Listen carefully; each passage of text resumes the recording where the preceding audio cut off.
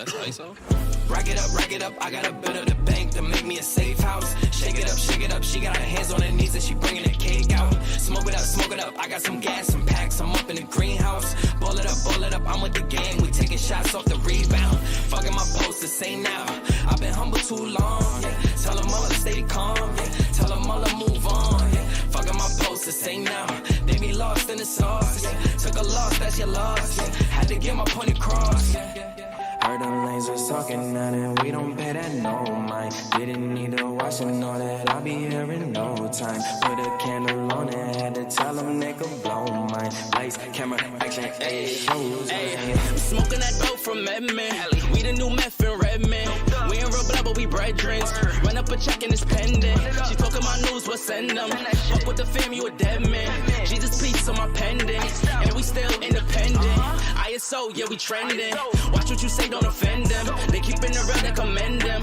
People like get your wife pregnant, but I ain't trying to be dependent. I need money never ending. I'm talking 100%. I need the owner, you rent it. Whoa, step in the spotty and watch how they panic. Yeah, we the duo, you know we dynamic. When we outside, we be stopping the traffic. Breaking their necks, them they upset. How them boys doing more when they got less? How they on this and how they on that? How they got this and how they got that? Too busy watching us, they need to stop that. Talking my shit, you know we gon' pop that. See it, I like it, yeah, I'm gon' cop that. When we on top, how you on top that? Nah, you ain't got nothing on us. I'm steady calling your bluff. Pass me the split, need me a puff. You don't want smoke, tell them that's tough. Yeah, yeah. Heard them lasers talking now and we don't pay that no mind. Didn't need to watch them, know that I'll be here in no time. Put a candle on it, had to tell them they could blow mine. Lights, camera, action, ayy, shows. Rack it up, I got a bit of the bank to make me a safe house. Shake it up, she got her hands on her knees and she bringing the cake out. Smoke it up, I got some gas, some packs, I'm up in the greenhouse. Ball it up, I'm with the gang, we taking shots off the rebound. Fucking my post to say now, I've been humble too long, yeah. Tell them all to stay calm, yeah. Tell them all to move on, yeah. Fucking my post to say now, they be lost in the sauce, yeah. Took a loss, that's your loss, yeah. Had to get my point across, yeah.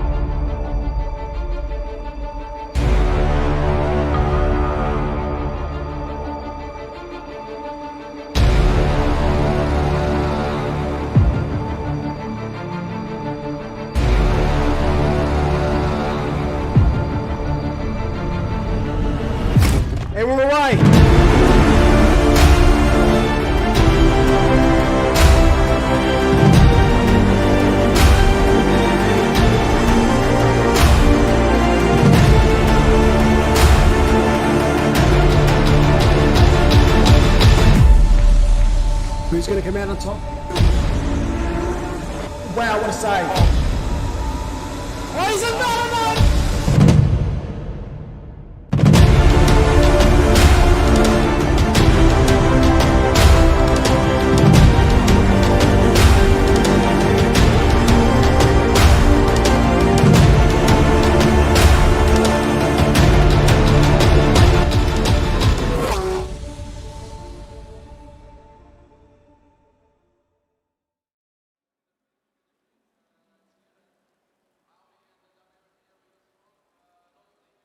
Good evening, ladies and gentlemen. It looks like we are out of introduction inception.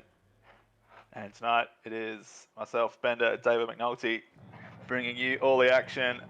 And alongside me I have Ryan Green and Thomas Riley. How are we doing, gents? Yeah, good. Thanks, Bender. I'm well, thanks, Bender.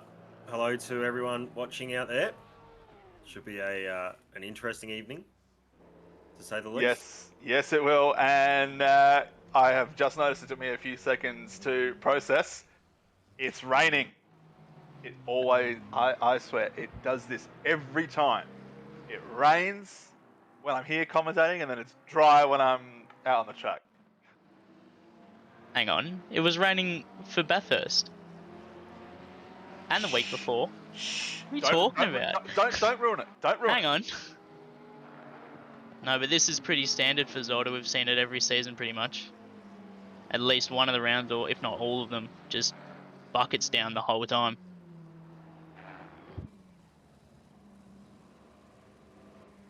And as we can see, Ryan Houlihan teleporting out to pits already. Drivers heading out onto the track. We do have, I believe it's a super sprint round tonight, so 2 races, along with the qualifying and then a super qualifying. Of course, wet conditions. Looks like the rain is intensifying in 30 minutes.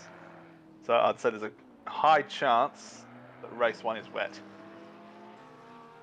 Well, let's hope they've all done their wet practice. But And so tell you, I haven't done any wet practice yet, but this is encouraging me to do some tonight. Never raced in the wet in a special event or in a sprint series race, so I think I should probably get on that as soon as I can.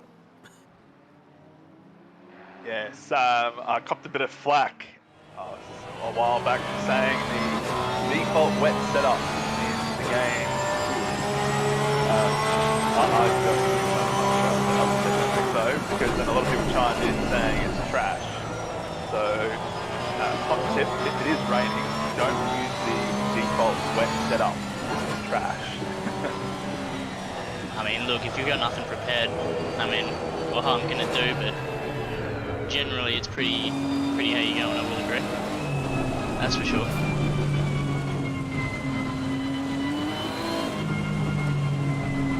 Apparently the game is a little bit loud.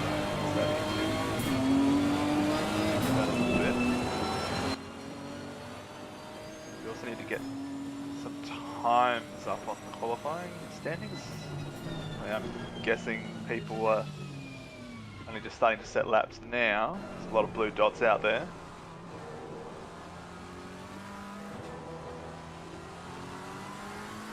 But Zolder, it is a very small track, and of course it is now raining. Traffic is difficult to manage at best of times. I would not be surprised if some people don't get a valid lap in. Because these chicanes, if you cut them just the wrong angle, lap's gone. And we've seen it many times over the seasons that turn 1 Zolder especially can be pretty carnage inducing. So we'll see how it goes in the wet as well.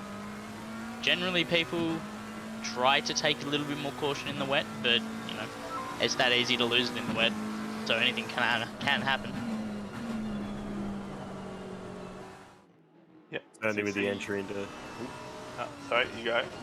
Certainly with the entry into a lot of the corners, you want to be on that racing line for as long as you can, especially in the first sector.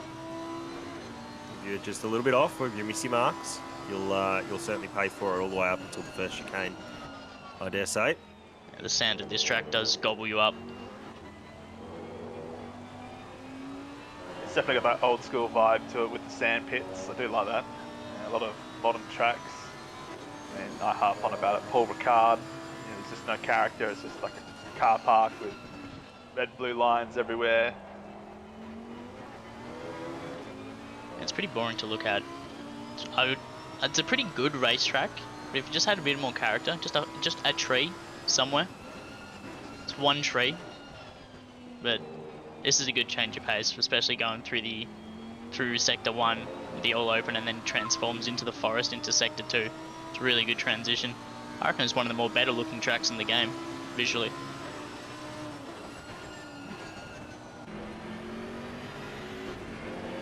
I've seen some pretty good times out there. 36s is Thistlethwaite. 35 And fast. Yeah, 35-2 now.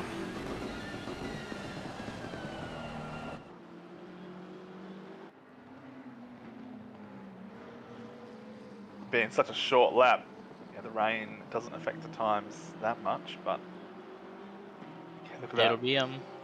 be pretty evident who's done the wet practice and who hasn't here. It'll be hard for those who have to maybe even get the unimpeded lap in, just catching on those who maybe haven't put as much time in so fast, and there's only one really racing line, so it can be hard for them to get out of the way.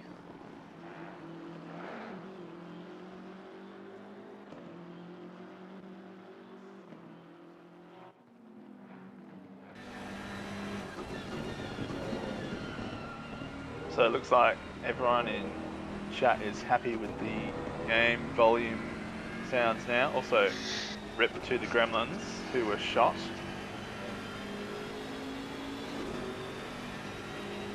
A minute and a half to go, so this will be the last lap for most people. So they can get around to start another one.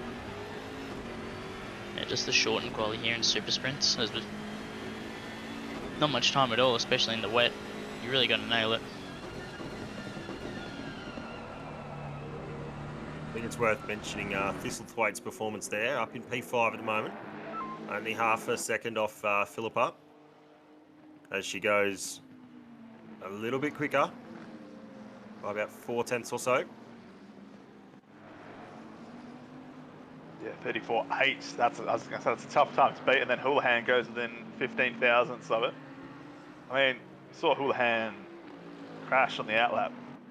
In these short sessions, if you crash, even just on the outlap, there's one, maybe even two flying laps gone, just because it's so short and the time it takes to return to pits and leave the pit lane.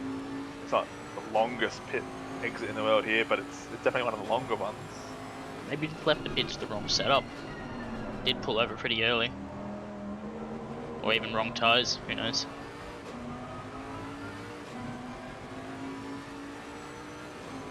So watching Hobbs come across the line here, see if he can beat his time. And he does, he goes P3. So it's a very competitive lap time, just outside the 34s.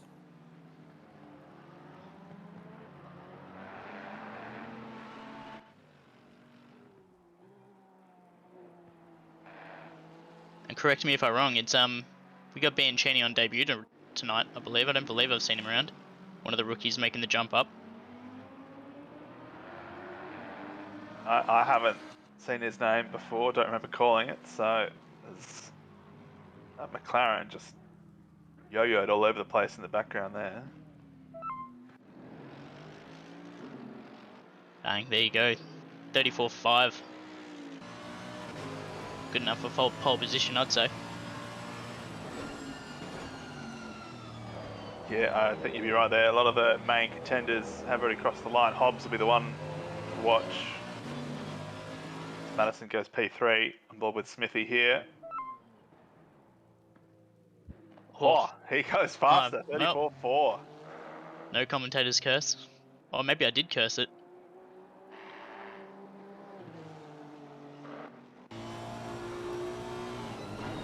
Zach Smith, the reigning Pro Class Finals winner, finally finding some form this season after a bit of a slow start by his standards. He did come home with the win at Bathurst, no? Yes, he did. after the Madison incident, I believe.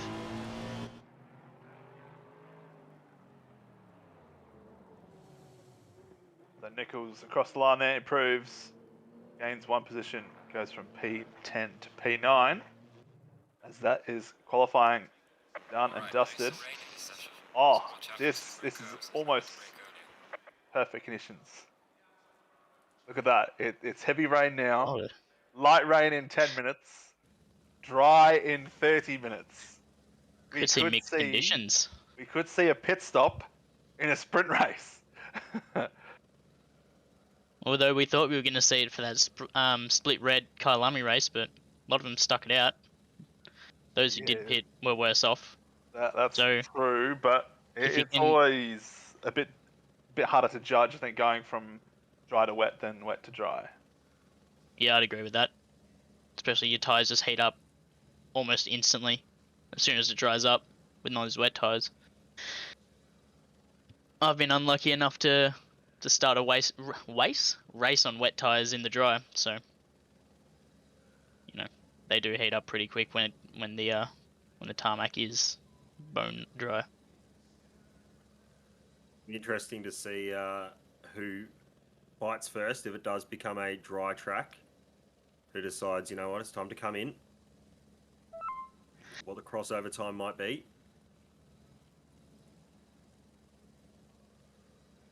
Yes, thank you, race control.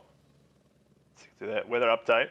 Rain is subsiding during the race. Of course, pit stops are not mandatory during the 30-minute sprint races. However, drivers are free to pit if they want to.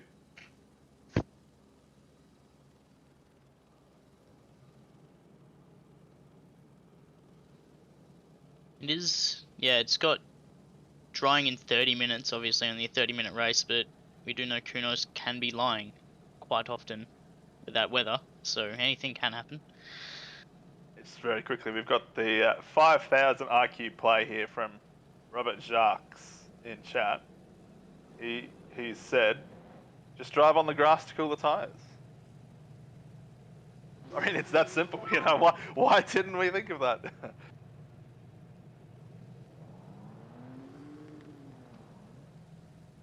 Oh, look at this. Look at this. Did you know the weight of all the ants in the world is equal to the weight of all the people in the world? I have to say, race control's alter ego, just putting out facts. I love it. I'm here for it.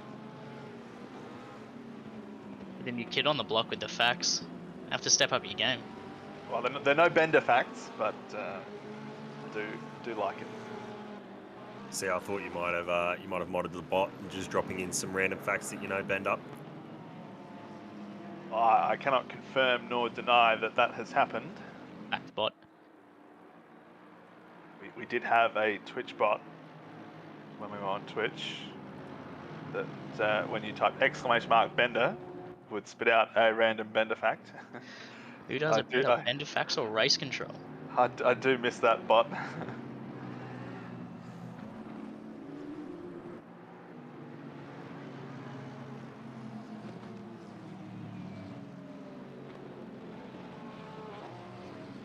Bender, any chance of trying to pronounce turn 12 there? Yes, it's the Zolder Behagspelbot. Good enough for me. Better than I would have done.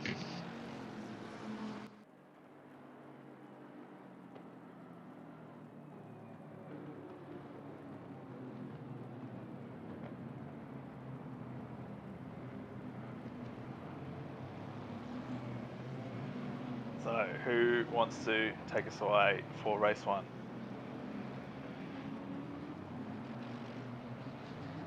Go on. I'll give it a go. All right, Thomas, you all right, mate? Here we go. All right, so safety car's about accelerating away from the field. Zach Smith has control. Lead them around the last chicane.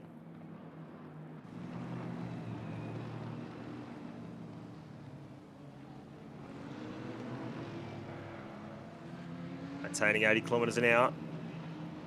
Coming up to the line. We'll wait for the green lights.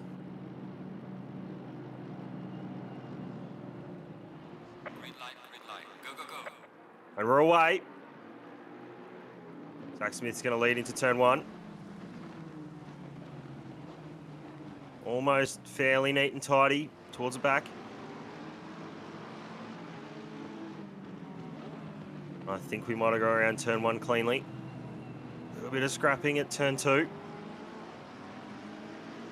Got one car around just before turn 2. Oh, is that Kyrune who's just gone a little bit wide? What's Megan D up the inside. And Philippa's got the lead. With the chicane now. Looks like it's fairly neat and tidy. There's a little bit of scrapping further back. That being Cheney around at the back of the pack. Welcome to sprints. It's unfortunate for him.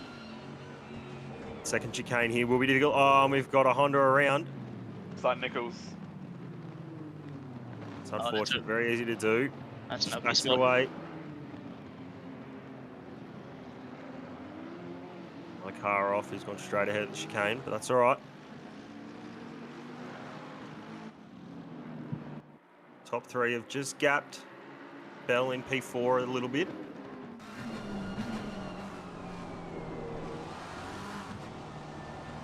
Yeah, so it looked like that move around the outside of turn 1 for Bakita, then gave her the inside turn 2, and that's where she managed to take the lead from Zachary Smith.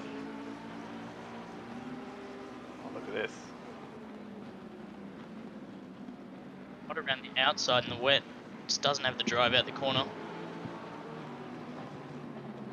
I think that's Bell behind. Maybe having a look. Didn't have anything. That was Madison even.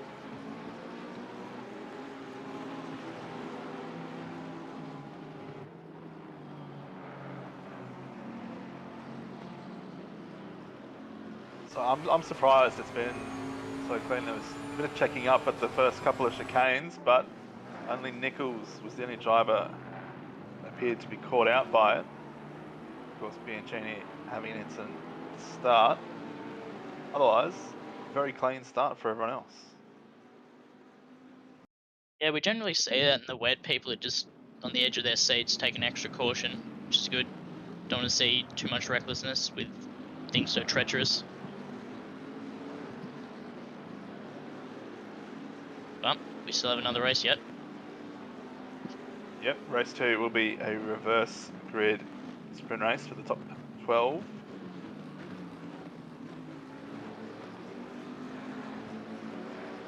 Car that went off at the second chicane there on lap 1 might have been Alex Bone in the Nissan. He's dropped back a little bit. He's currently in P27. Philippa bangs in the fastest lap of the race so far, just trying to extend that gap on Zach Smith in P2. He's under pressure from Ryan Houlihan at the moment, at 999 McLaren.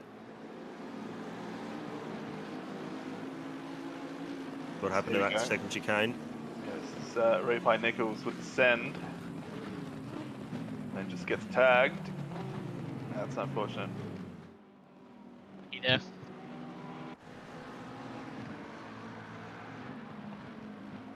So Smithy, despite being on pole, doesn't have the pace to match Bakita or I'd say even Houlihan at this stage of the race. Under serious pressure from Hooley. Yeah, he's been held up, I'd say. Houlihan will probably lap a bit faster if he was ahead of Smith. Oh. Wow, I was going to say that was almost a crash, but that was great evasive action there.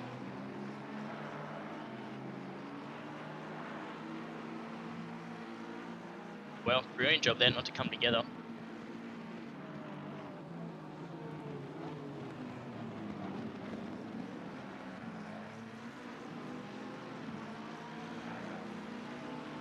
So where do we think Houlihan's best chance is? As we see, the weather has updated. Rain decreasing in 10 minutes.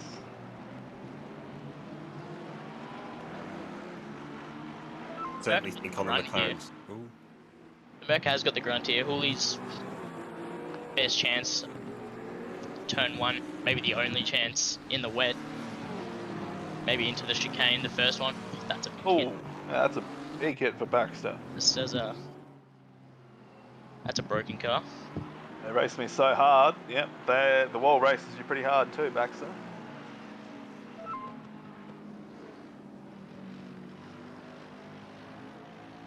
That's even more unfortunate for your debut in sprints. Just getting a 10-second penalty for jumping the start. Oh, jump in the start, yeah. Oh, we've all been there. It is easy to do, especially around here where you've got the that last chicane and everyone sort of Constantina's up at the end, and that's adventurous over that chicane, I would say, for the Porsche.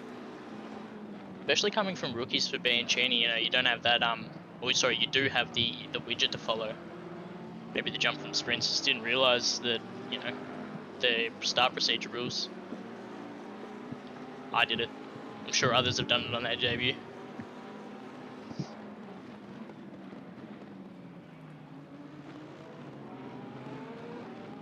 track has just ticked down to damp as well.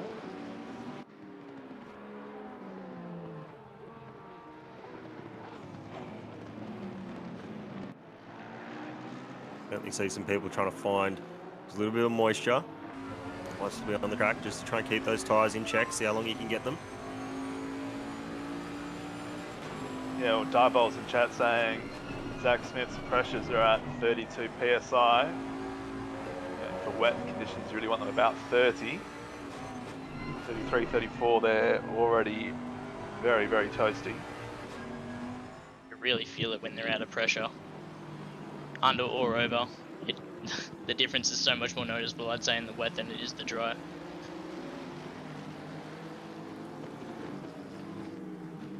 That was the move position there by Alex Bone around the outside of turn 1. Very brave move. Requires a little bit of cooperation from both drivers. And I will Make sure say, that one doesn't get turned. sorry there, I will say the track has just changed to damp, not wet. So the conditions are most certainly drying. We may see a pit stop here with 20 minutes left. Oh, I think you'd be very, very brave to pit now. It's still raining. Oh yeah, now it's too early. Yeah, in 20 5 minutes minutes. And drying conditions. Especially for Zach Smith's tyres, they were already over pressure. Now it's drying up even more. Those things got to be roasting.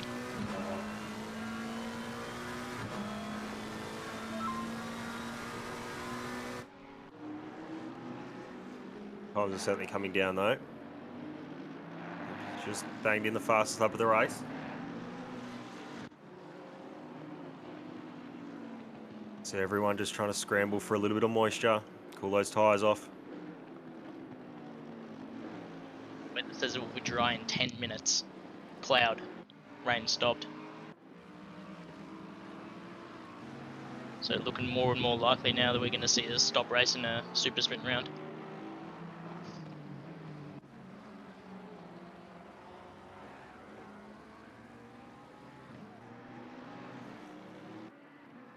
Certainly think maybe if Zach Smith's tyres are way too high, then he might be one of the first ones to blink. Maybe just try and get on some better rubber and try and see if he can do a little bit of an undercut in the weather.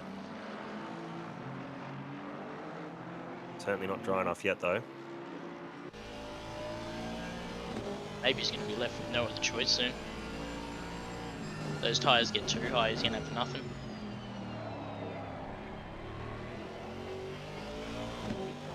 Yeah, the problem will be traffic. He needs to be dry enough that everyone else, or at least the majority of other drivers, feel that pitting is the best option. Otherwise, he can pit and gain a lot of time, but he's going to have to pass like 30 cars, and that's time consuming, even when you may be 3, 4, 5 seconds a lap faster. I was driving off the line, just trying to find that water to cool down the tyres. Feel like everyone's getting in the same boat as Smith.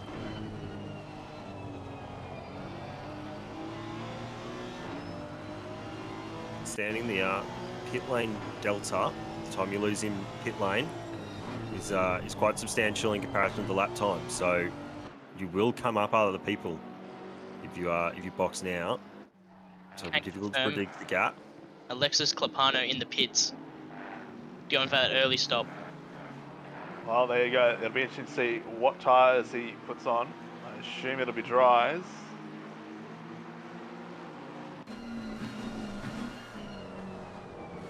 What's that lead now? They're up to 4 seconds between Gita and Smith. Maybe too early. It's still some standing water I'm seeing on track, but it could pay off. Still does look like it's still drizzling. Have to see how he goes.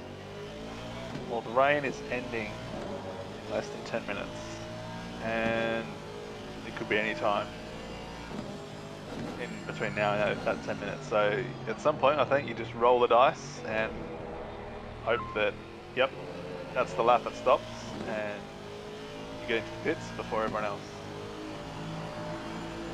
Big Haiti just smashing in fastest lap after fastest lap as it dries out. Really finding some time and grip. I mean, Smithy lost 8/10 in that final sector alone on that lap. I'm starting to think you pit anyway because the time you're losing. Okay, you're not losing positions to anyone else, but you're losing time. Tires aren't looking Almost too too much. pressured.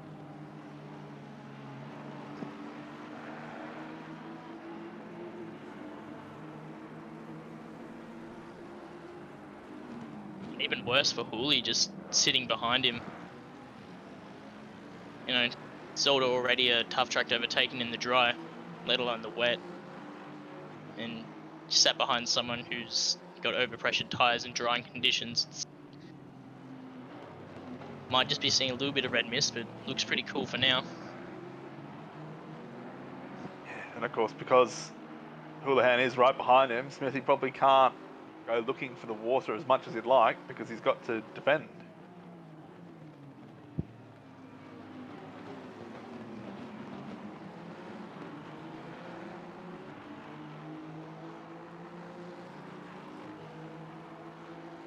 Could just be this camera angle, but it does look like it has just eased off ever so slightly.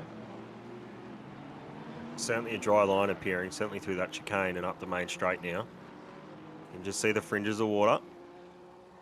The sides of the track as Sean Madison goes trying to find some, cool off the tyres.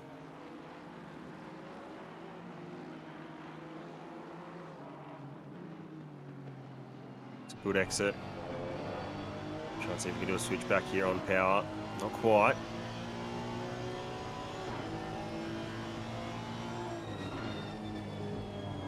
So there you go, race control, keeping us up to date with the information. Jacker Boats, he's the only driver on dries. He did a 38 last time around. I reckon that's what's going to be coming down pretty soon.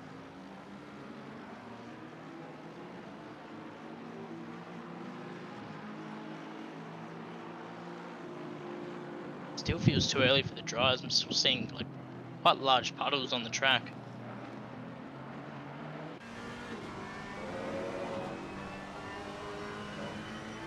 Saw Ryan Houlihan there have to defend slightly from Potter behind to that second chicane. We saw this a couple of laps ago where Hooley just dropped off the back slightly of Zach Smith and was under a bit of pressure from the number 23 Ferrari. Only a good battle pack here for P2 though.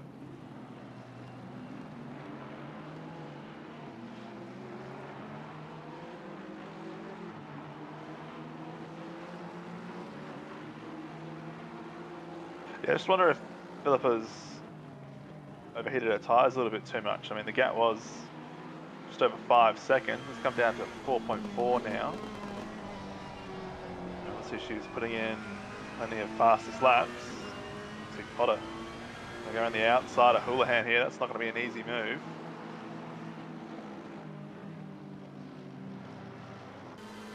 See Perkins picks up 5-second time penalty. That's of course another thing that drivers will take into consideration. If you have got a penalty, I think that means you're less likely to pit because you'll have to obviously serve it in the pits. Wonder how many of these drivers have actually practiced their pit entry for this round. Oh, Oh. is that Ryan Bell? He's around. And someone else just cut the chicane there. Chewed up and spit out by the Villeneuve chicane. Certainly an easy one to do though, with the bumps on the on that first apex, and he's still not going. Yeah, so he Wonder could what's just happened cut the here. grass and then come out the other corner. He's just waiting for everyone.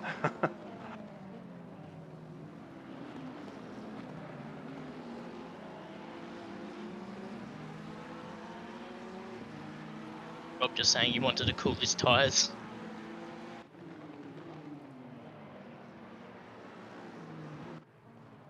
Could be. Hopefully he's Sitting not there. got. Yeah, he's still sitting there. Maybe he's got some sort of technical issue. Maybe.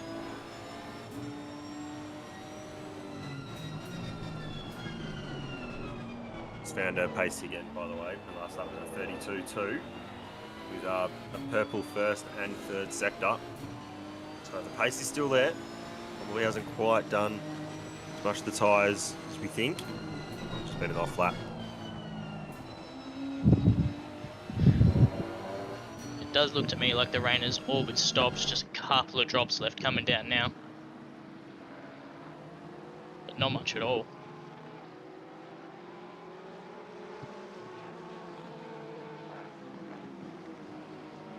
Probably only a lap away from seeing that weather prediction update.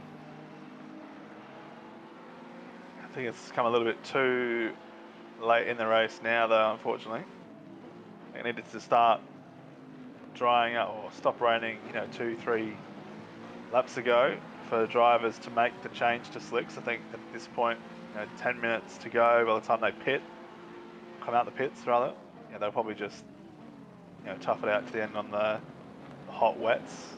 Yeah, it's probably not worth pitting with a pit delta of around a minute. Definitely not, unless you really think you can make that time back up in the space of, 12 minutes now.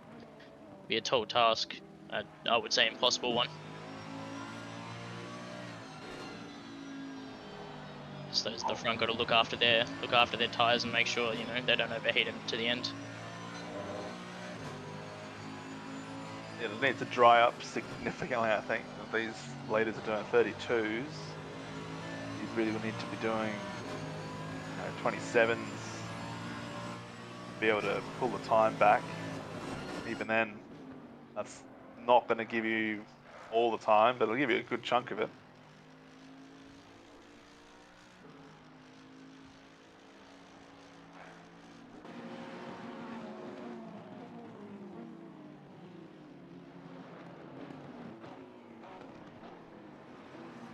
Green chat is just saying that I'm not sure if that's Ryan Bell, but apparently the throttle pedal just snapped mid-race. Oh no. That's a hardware failure. Yeah, how'd you even do that? That's a solid effort, snapping a throttle pedal. Oh, there's contact at the back there. Oh, that's unfortunate for Tristan Moore. Side by side through that corner. Yeah, and we can see the rain has stopped.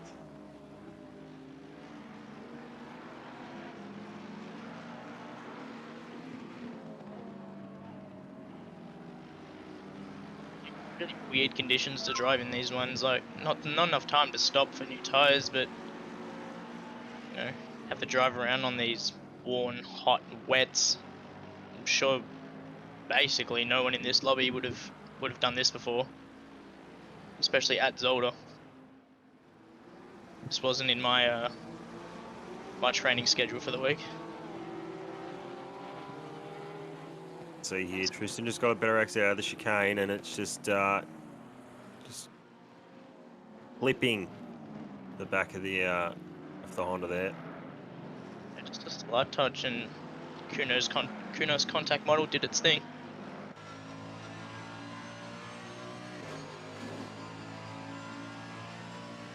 So this three-way battle for second here is probably going to spice up in the next 2 or 3 laps, I'd say.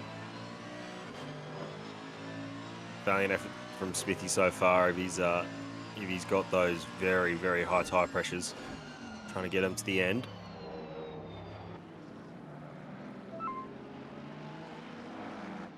Philippa just bangs in a 32.1, fastest lap of the race. Certainly don't think we're going to see any runs for some dry tyres. There'll only be one line. Terrific driving from Smith so far. We're alerted to the fact that his tyres are already hot in the wet early on. Still just sitting ahead of Hooley, you know, all this time.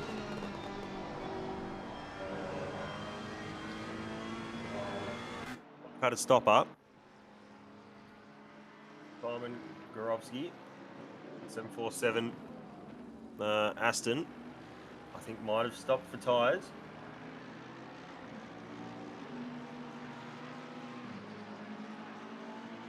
Yeah, I was going to say before, we might see a couple of the guys toward the back, you know, pit with maybe 5 minutes to go, put on a set of slicks, and then just try and nab a couple of points for fastest lap.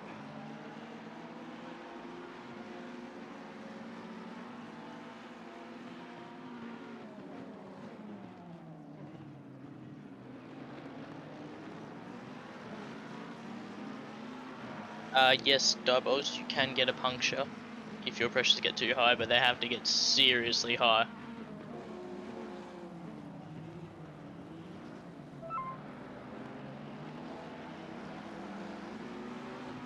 Yeah, just lap after lap, Philip is just punching out these fastest laps on wet tyres.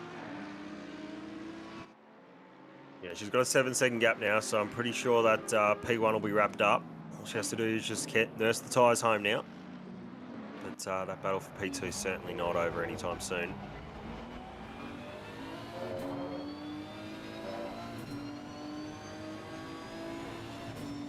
Bone here just chasing Nichols, only 0.1 behind. Maybe gap to stretch a little bit here.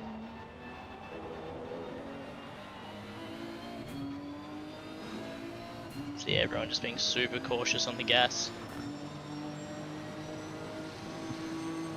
Yeah, they've also apparently been given the slick tyres optimum message, but yeah, it's only 7 minutes left now.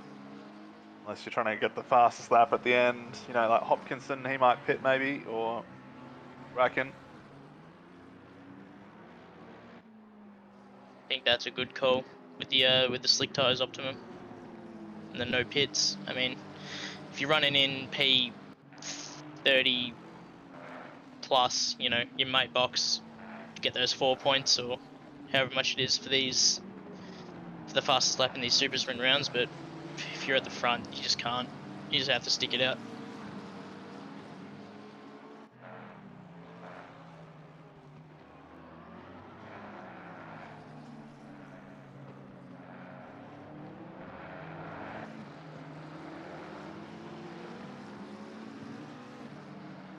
Alex Bowen having a very good look at Nichols there.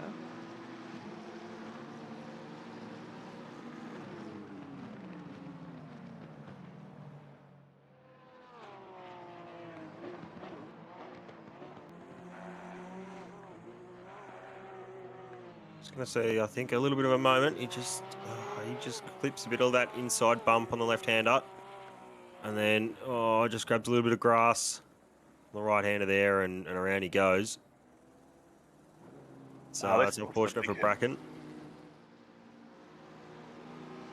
They first-hand, that's the Porsche general behaviour around here, even in the dry, on slicks.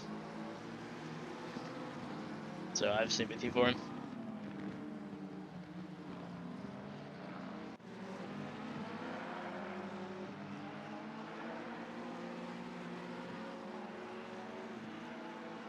Down to greasy track conditions now. It's really getting dry. These last 5 minutes are going to be pretty treacherous. We say Diebold's just said Smithy's tyres are yellow or red, knocking on 35 PSIs, but setting PBs, so 35, wow. yeah, that's a couple of bouncing castles he's got going. well pumped up.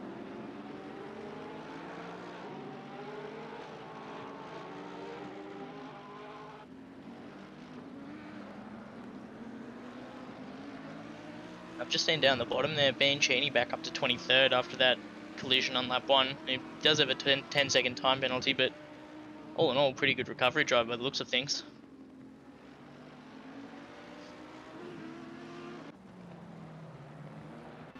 Yeah, definitely better than what it was looking like halfway around lap 1.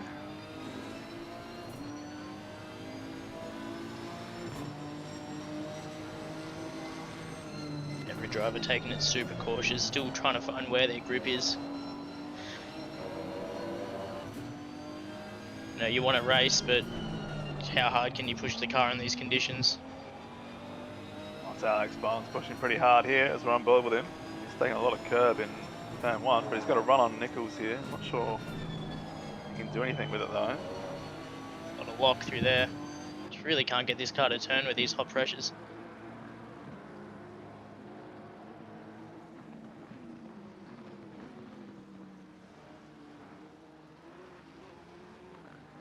Looks like Withers just holding up Nichols a bit as well now. I think it's a nice three-way battle.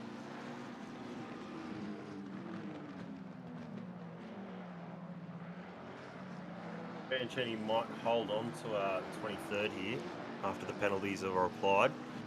See, Baxter Hopkinson has a 10-second as well.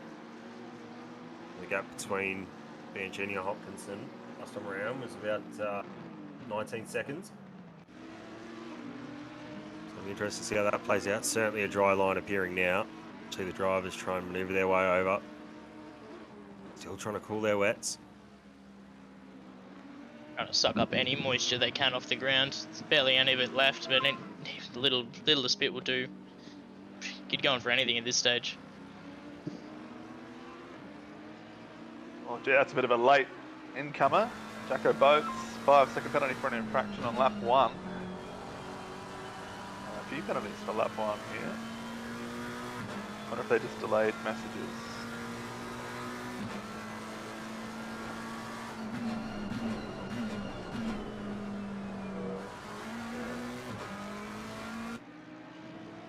Hamster in chat. Oh, yes, it's wet. Mate, where have you been? It's drying up now. Not anymore, it's basically dry.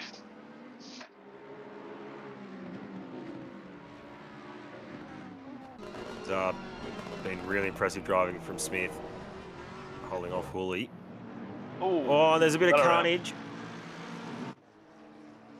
What happened there? Lap traffic, I think. A couple of guys getting lapped who are battling as second, third, and fourth trying to make their way through them.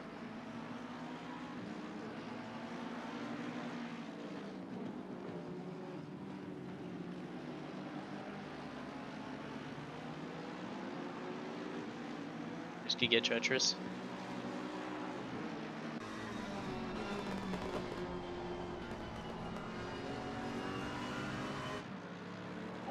Oh, he thread the needle!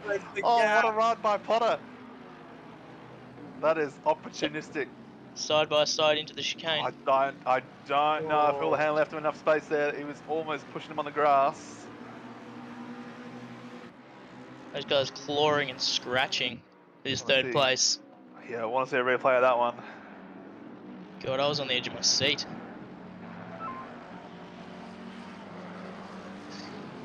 Race control is communicating via emojis.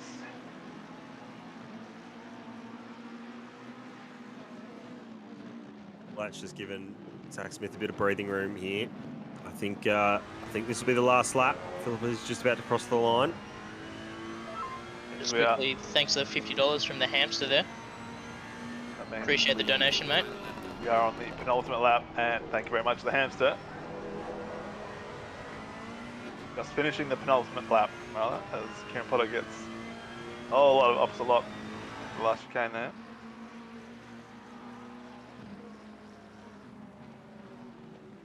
Oh, 3 wide down that middle straight there. It's a skinny track at the best of times.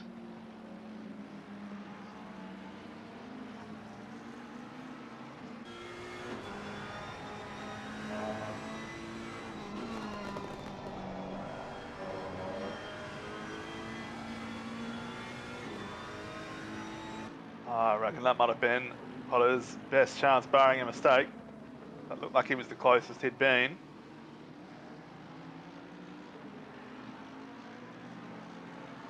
I say that, and You he's... say that, you just cursed him. Just had to go and say it, didn't you?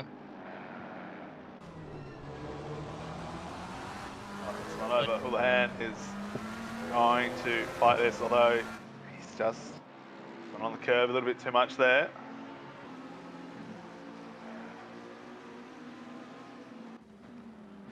Philippa's just in the last chicane here. This has been a commanding drive by Philippa once again.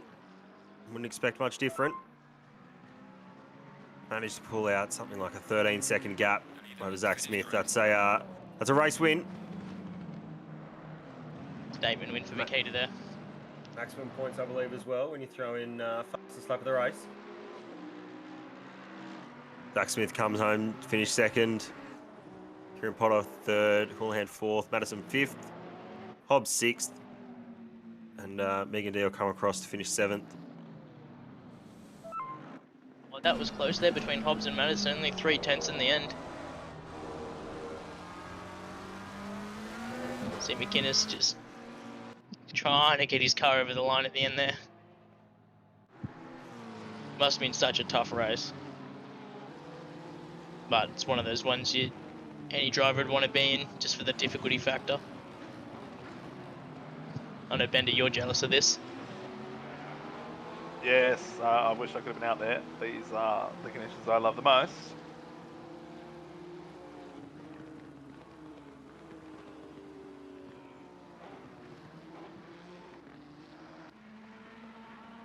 And that was only one of the races. Here's Bianchini coming across the line in his debut Sprint Series entry. Coming on 21st. Some penalties to be applied, but it's a great result for him. I think we have to shout out as well Thistlethwaite, the AM driver, and I think he finished across the line P9. That's an incredible effort by him.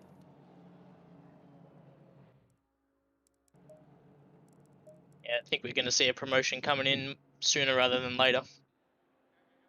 So 3 weeks in a row now he's been killing it.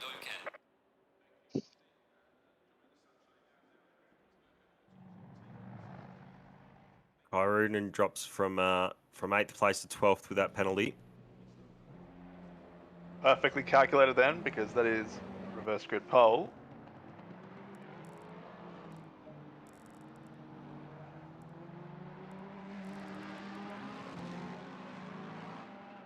Also commiserations to Braden Ross, who's unlucky 13.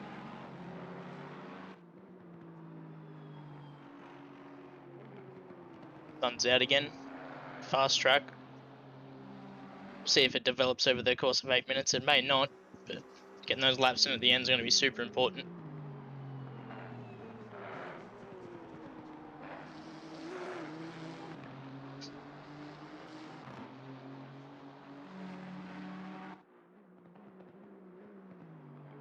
Oh, what a race that last one was, though. Yeah, you'd love to see that kind of racing. Lots of close battles.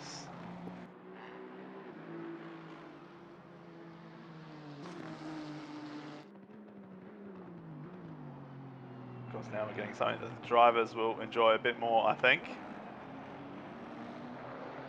Hit the dry track. Yeah, the majority of them anyway. Yeah, Bax would be pretty disappointed with that last race. Ending up on the wall, he'd be definitely looking to put it pretty high up here. Race control shouting at Corn Boy.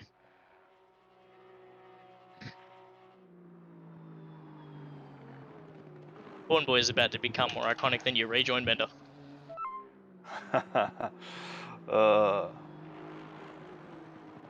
Thanks, Gary, for the $50, mate. Bloody legend.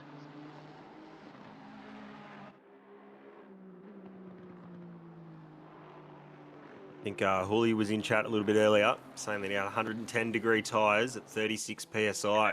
McLaren. That would be quite a handful. Cook some eggs on those. That's smoking. Every time someone says cook eggs on tyres, I just remember back to that infamous Ted Kravitz segment during the F1 broadcast where he actually tries to crack open and cook an egg on a tyre. God, that Sky Sports commentary is questionable. And for those who haven't seen it, it went about as well as you'd imagine. Just for egg on tyre. It's not very well.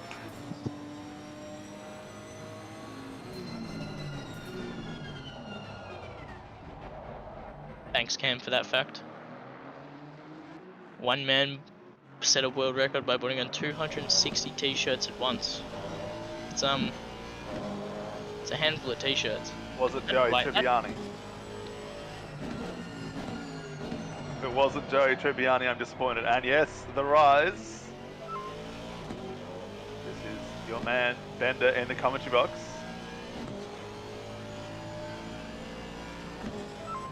I think our first lap's coming in now.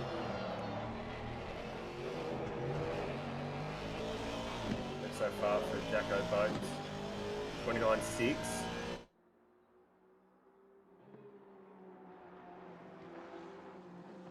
We've yet to see the majority of the drivers come across the line for their first lap, so.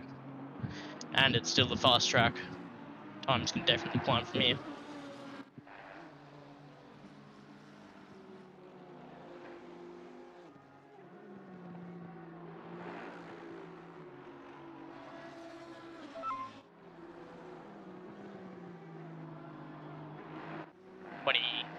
.29.3 for McCourt in the questionable livery. We'll go with Flamboyant. It's a great lap for Bone to a 28.7. Bangs that in, still on a fast track.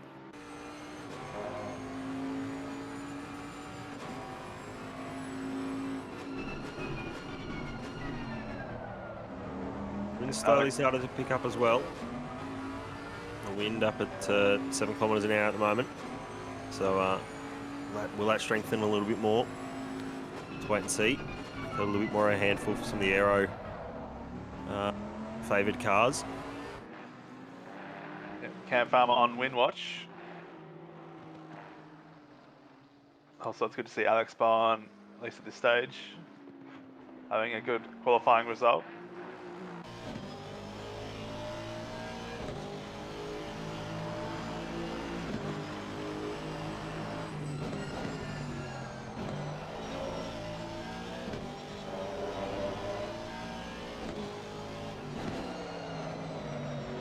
So just under 3 minutes to go in this super qualifying. This will set positions 13 down. Who do we think who hasn't got a lap in yet that would be a bit of a dark horse to shake things up? Oh, look, I think McCourt can go quicker than a 29.3. He's got definitely more time in him, especially in that Merc. Merc's pretty strong here. Just quickly, if I can ask Maurice or chat in general, what happened to my mic? I'm not too sure.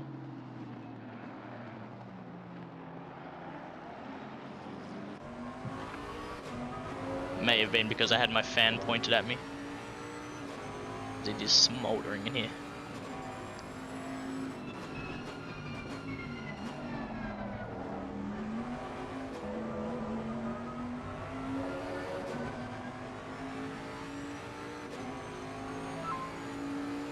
When Ross across the line, goes fastest with 3.83.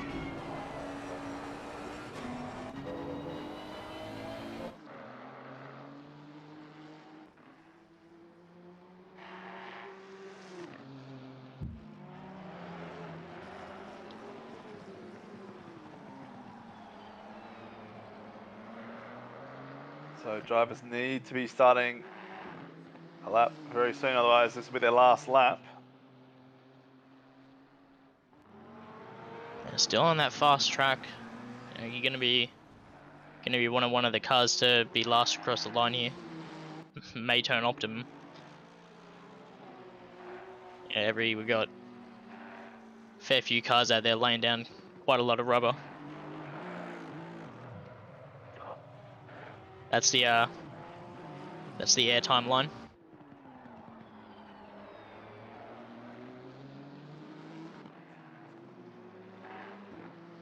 wouldn't surprise me if it does just tick over to optimum right at the very end. Someone manages to pull out a 10th or two, and that gets them a few positions. Particularly in that midfield battle there. You know, E10 to 16, 17. God, I would have loved a cam just for the first chicane during quali. The way people send it over there, trying to get their fastest laps in, just feels RNG at times. With the way you hit it. Parmesan or cheddar? Cheddar, I'm gonna say. You can eat more cheddar than you can parmesan. I think it depends on what you're eating. It does. That's true. Do you mean like on pasta? Yeah. Because if it's on pasta, you're going parmesan. But like, Oh, of course. you're not having parmesan on a cheese ball. It's a bit weird, but generally speaking, cheddar more uses. It's a very specific example. Have you? I'm not going to comment on food on the stream again after what happened at Kyle Army. That's I'm going to leave that for you fellas to discuss. Your pineapple tacos. Yeah, we'll just leave it there, Greeny. Thank you. Oh, I've had charred pineapple tacos, mate. There's nothing wrong with it. It's good. I'm in your corner here. Bit of charred pineapple on top of your taco. There's, you know, it's good. I don't want to chat. I don't want to have any pineapple taco slander in chat. Zero.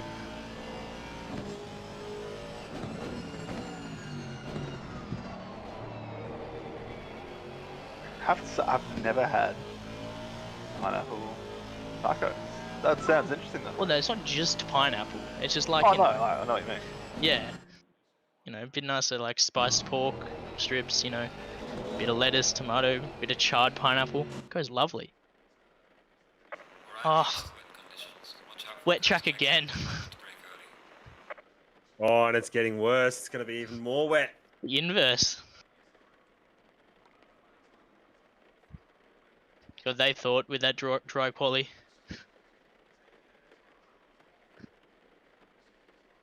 This is just, you know, why am I not in this split tonight? Yeah, they're using up all the rain.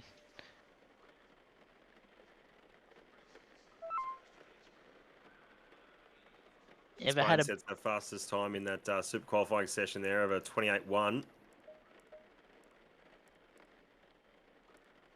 5 drivers in the 28s.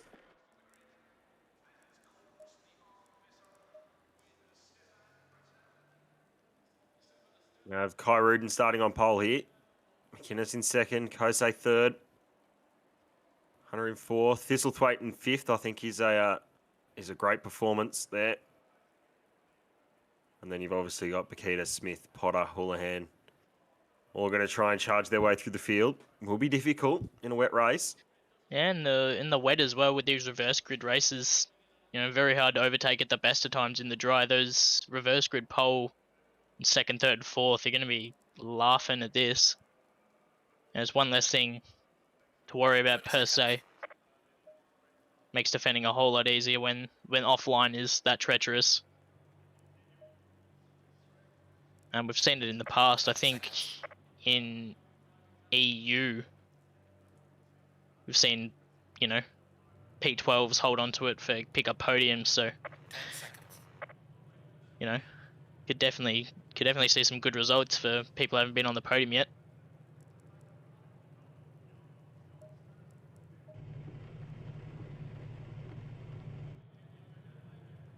Thanks for becoming a OOR member, Nate Anderson. Much appreciated, mate. Hope you enjoy the helmet icon that you'll get next to your name in chat. And I think there might be only the one emoji so far, but I'm sure there's more in the works.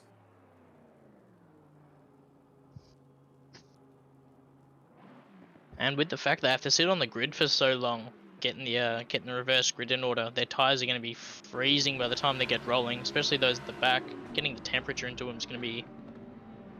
might be pretty hard here, honestly. Just driven past the safety car there. That's That's not what you want to be doing on your first, maybe Oops. your first front row start.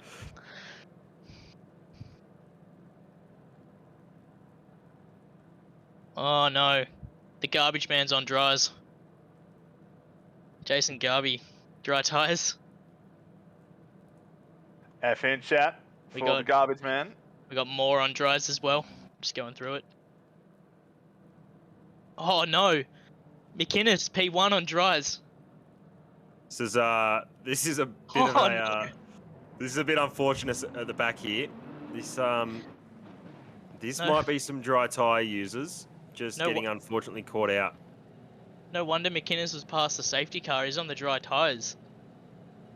I think looking at what Oh happened. no, I'm actually the so back. upset for McInnes right now. I think Mull might be mauling a little bit in the TV suite at the moment. Just seeing what happened at the start there. And there's quite a fair gap further back. That's a little straight between turn 3 and 4, and there's quite a considerable gap. So this might just be people on those dry tyres having a bit of an unfortunate time trying to catch up. No, I think that's people who got no idea what position they're supposed to be because they all merged into one car for about 20 positions and are now trying to sort themselves out. Imagine race control is not very impressed at the moment. Just managed to catch back up. I do think McInnes has packed his bags and left. So, with the dry tyres from P1, that's that's not ideal. I feel pretty bad for him.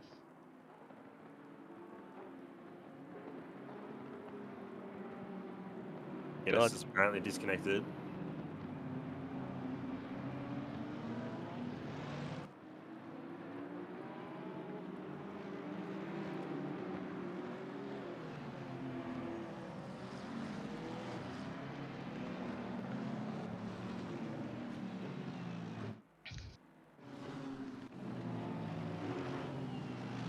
Oh, we're still shuffling for position. You me. All right, who's taking the start? You can, Ryan. This is you, mate. Lucky me. Alright. As we get set for race 2, another wet race. Delayed start for this one, just gotta wait for that P12 to cross the line. And they are going. Immediately cars spew out to the side. See Kosei make a good move around the outside. He's gonna have the inside for T2. Oh, carnage at the back. That looks like McCourt off. Bit squirrely. 3 wide, almost 4 wide heading into turn 2. 3 abreast, car backwards. Not sure who that is. Maybe a safety car. No, they look like they're still running. So, oh, bit of hip and shoulder. Managed to keep it straight. Looks like Jackson.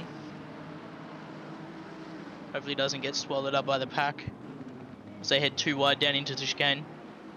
Lexus getting on the grass, going for the rallycross line. Looks like a questionable line through the chicane there. See Mode versus Jackson. Thought better of it. Looks like most are through the chicane fine. Heading back up the hill towards the hairpin. Still 2 wide. Bit of contact. Bit of hip and shoulder in the wall. Oh no. Oh, that's broken. Oh, That's a dead car. Oh no.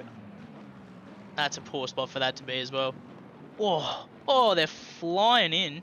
slow up. No on regard for the yellow flags. What yellow flag? I don't see a yellow flag.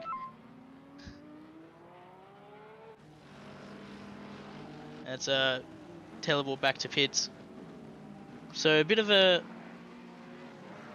few cars off here and there, but no safety car. They've kept it going. Just been informed of Bakita in the pits by Cam. Missed that one. I think a safety car has been called. There it is. They're all slowing down.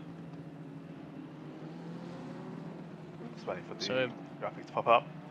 Bit of a chaotic start. There wasn't particularly one big pile up, but just lots of little incidents. You know, cars Oh, off well. at one corner, and then the next corner there'd be more off, and then the next one. So just That last corner compounding kind issue. of took out the last, Well- 10 positions of the field or whatever. I mean, that's fair. Yeah, that. God, those cars flying in there. Don't know how the stewards are gonna look at that one with the. They were really fling it into the hairpin. The car parallel across the track. Maybe get done for ignoring yellow flags. We'll see. I wonder if they've just called this safety car just to calm everyone down a little bit. Yeah, just calm everyone down. There's a fair, and obviously what happened on the formation lap. That race control wouldn't be too impressed. Now, the safety car is out on track, so we're not going to see a virtual one. They are going to do a lap under the safety car.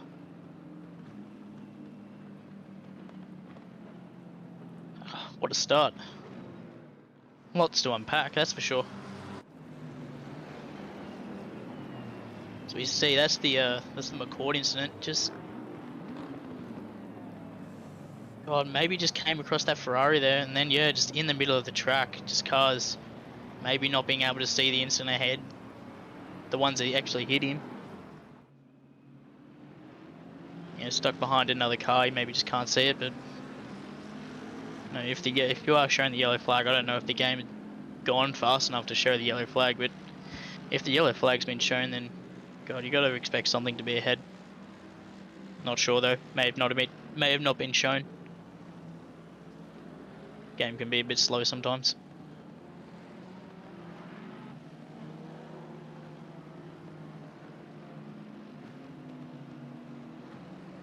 So safety car's going to pick up the leader here, Koze. Obviously, I believe had a win at Kyalami in the 9 hour.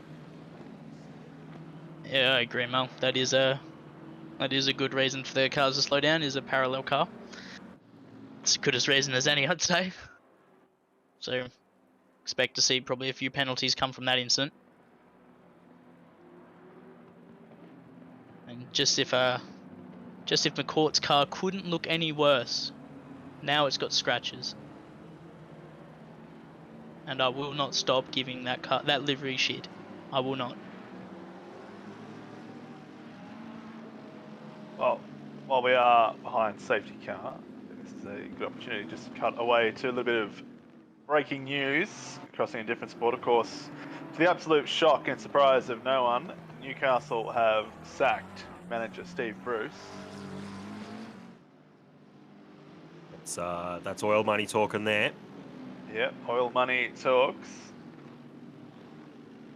Yeah, the overnight news as well that the clubs about the sponsorship in the Premier League.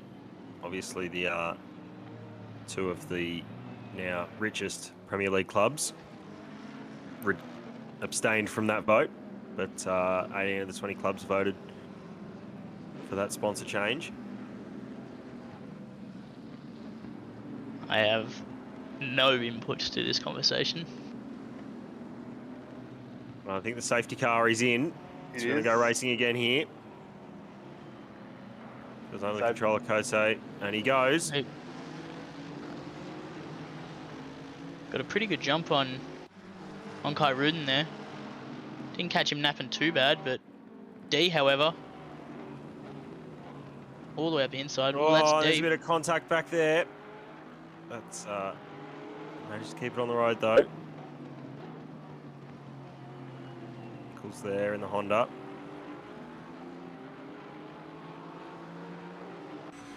Braden Ross pulling up alongside.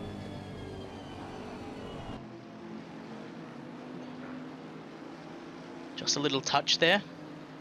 Lucky to get away with it. A little bit squirrely. Thistlethwaite. Obviously racing some very experienced drivers here.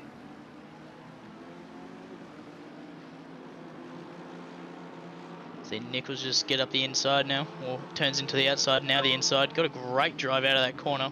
Well ahead heading into the chicane. Gets the move done nice and easy.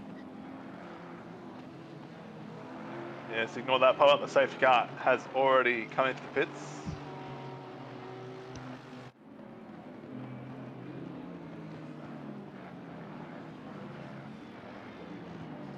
So of course what that safety car did do was it gave everyone who started the race on dry tyres the chance to pit.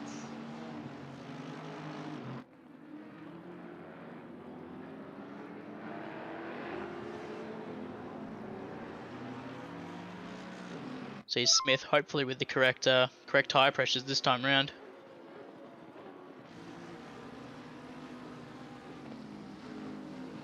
Britain just banged out 34.8. That's pretty quick after having a safety car lap and tyres won't be quite up to temperature yet.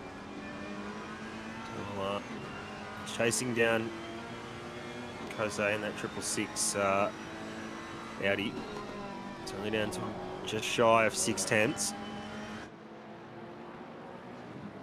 battle here for P4. It started again from the previous race. This might be another good battle to watch here.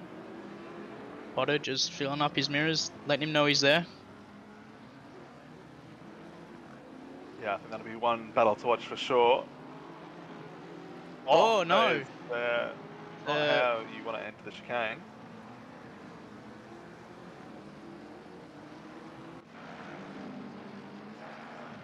That is certainly one of the ways to take the chicane.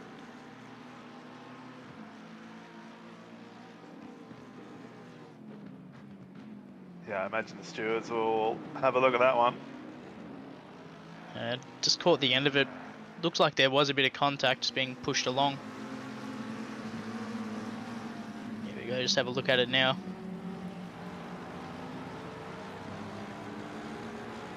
Just getting right in the slipstream. This gets a much better exit. Nice and close, just under braking. Just broke a bit later, collected him. Bit careless, especially in the wet. Yeah, good night. Thanks for coming. Yeah, it's unfortunately it's a broken car. But it's got to take a little bit more caution than that. Maybe just lift off a bit sooner. Give yourself a bit more space, especially if you're not along side by side. So just imagine we'll see a pretty sizable penalty for that one.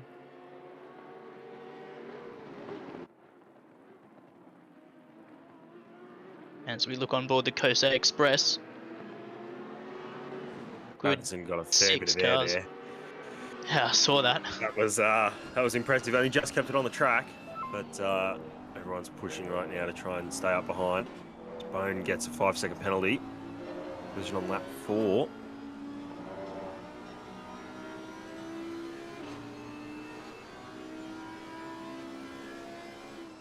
Turn 1. The little bump that was given.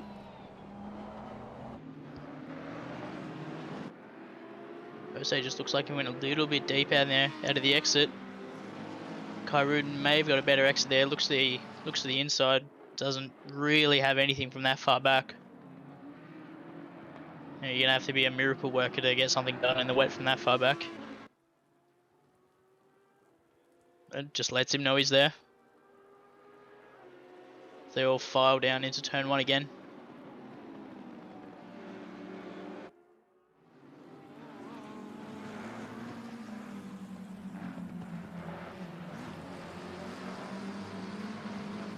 See Stevie Lewis on the replay here.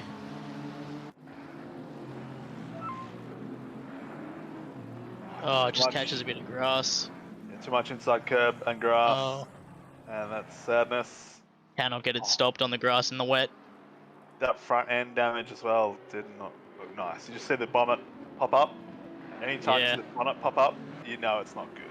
Activated error. Kose just has a bit of a moment.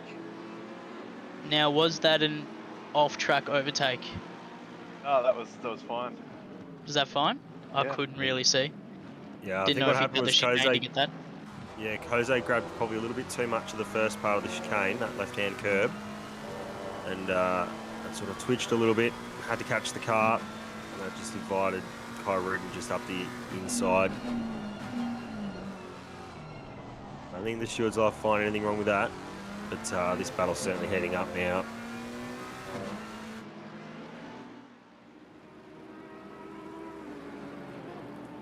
See the replay here. Yeah, I think Kosei just grabs a little bit too much of that first curb. Yeah, Audi did not like that. Just BMW just monstered the curb, as all the front engines tend to do here. But my mistake then, perfectly clean. But it's still not over yet. Of course, Kosei, part of the winning team of open source Audi for their recent Kyalami 9 hour.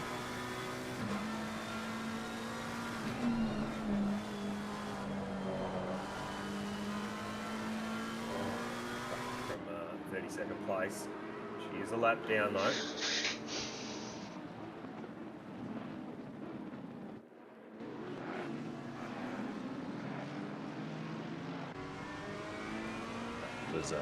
That was a interesting moment. Hotter up the inside of Smith. Just had to come out of the throttle a bit. Just pull back in behind over the chicane. Yeah, that Merc just does not care about that curb.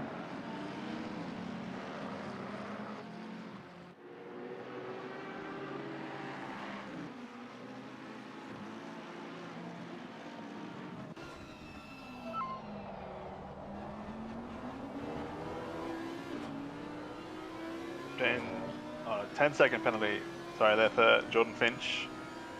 Infraction on lap 5.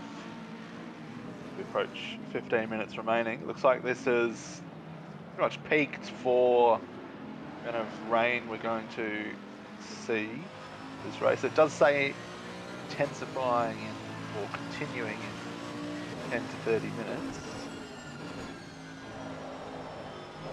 It was absolutely sopping wet.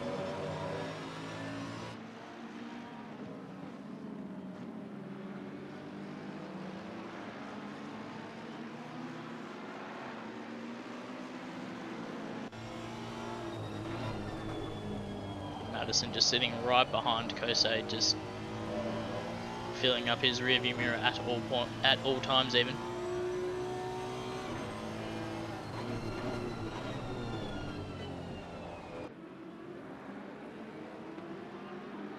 Good bit of airtime from the Honda. Thanks for flying. Yeah, will probably be track limits called on that, so I might have another warning put against his name. That was quite a fair way over on the right-hand curb. We are at the halfway mark, there's still a long way to go.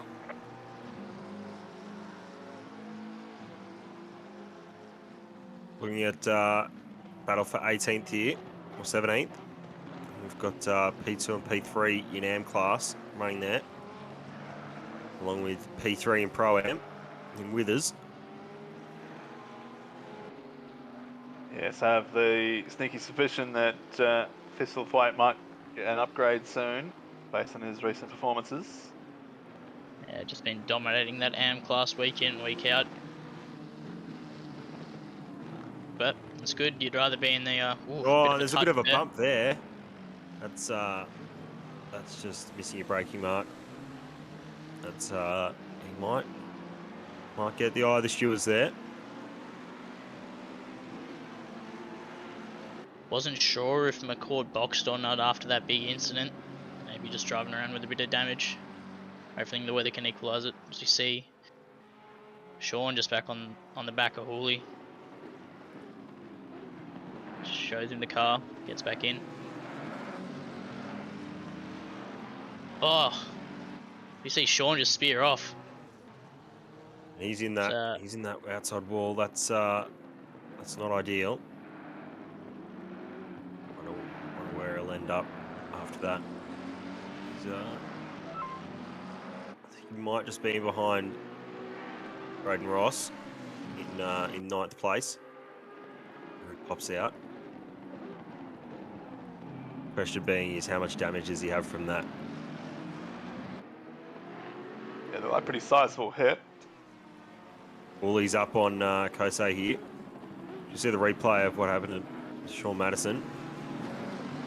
Just Yeah, grabs a little bit too much of that curb, bounces, just taps the wall. So I don't think he'll have too much damage. But this battle for P2 is certainly heating up. We're just putting up the nose up the outside. Oh, Kosei just runs Deep there for very Kosei. deep. He's Here's in the Smithy. stand. Smithy, the 2-for-1 special, maybe. Just got to be careful. Potter's there with the inside line now, though. Potter could be in good shape here heading into turn 4 if he can just keep his car there. Got it. He has got it. Just needs to keep it straight. Smithy does look for the return, just on the outside now, heading down towards the chicane. Potter just a bit later on the brakes. Takes a lot of that first curb for a Ferrari. Smith's still there. Probably doesn't have enough ground to head down into the second chicane. And that is job done for Potter, well, for now. Smith just throwing his hands around, trying to keep this car on the road. Shows how much they're pushing the car.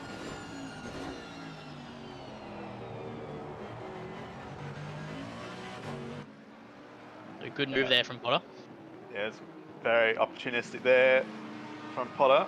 He saw Houlihan and Smithy getting involved in a battle as Kosei went off into the sand trap. And thought, yeah, I can have a piece of this. Kosei lost out big time, down from P2 to P6. He'd be pretty dirty with that.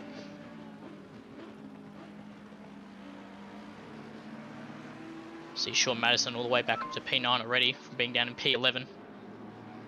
So making up a good bit of ground, only 0.2 behind Bone. Just bangs in another fastest lap, 33.6. And she'll be nabbing any point she can get.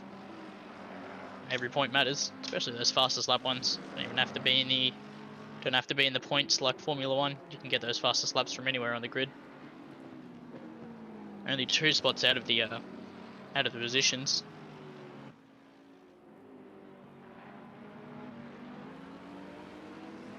I think Hobbs might have been around on lap 1 at here at turn 2. The one facing the wrong way, so he's on a bit of a recovery drive. It's good to see him up to 24th.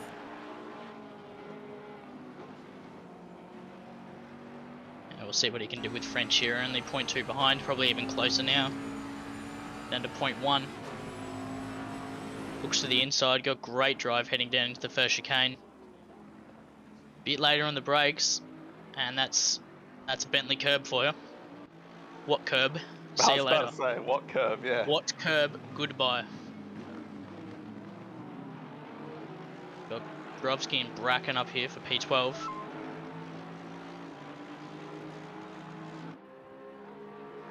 As Potter sets fastest for 33.4. I think he's only just beaten me as well on that lap.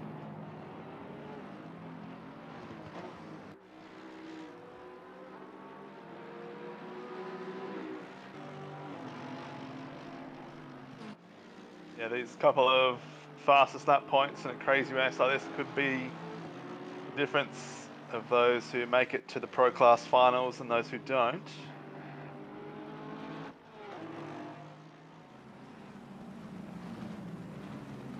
Yeah, The look replay at of the start here. This is, I think this is what happened to Hobbs. Potter, oh, he just runs a bit deep, makes contact with, I think that might have been Madison. Oh, that was close between Hobbs and that McLaren.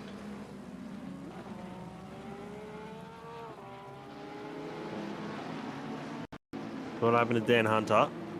Big and D's up the inside. Just a very gentle touch. It's unfortunate for Dan there. Just Porsche things. Off into the never-ending sand trap of turn 2. 3 even. Just goes on forever. I think Yeah, I think Gorofsky might have had a bit of a moment. He's just dropped off the back of Bracken here, and McCourt's right back on him. McCourt does look like he got... Never mind. Don't worry about McCourt. What's going on here? Battle Bit of for the scrapping. lead.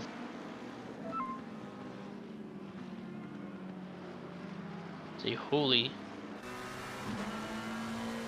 just scrapping at it.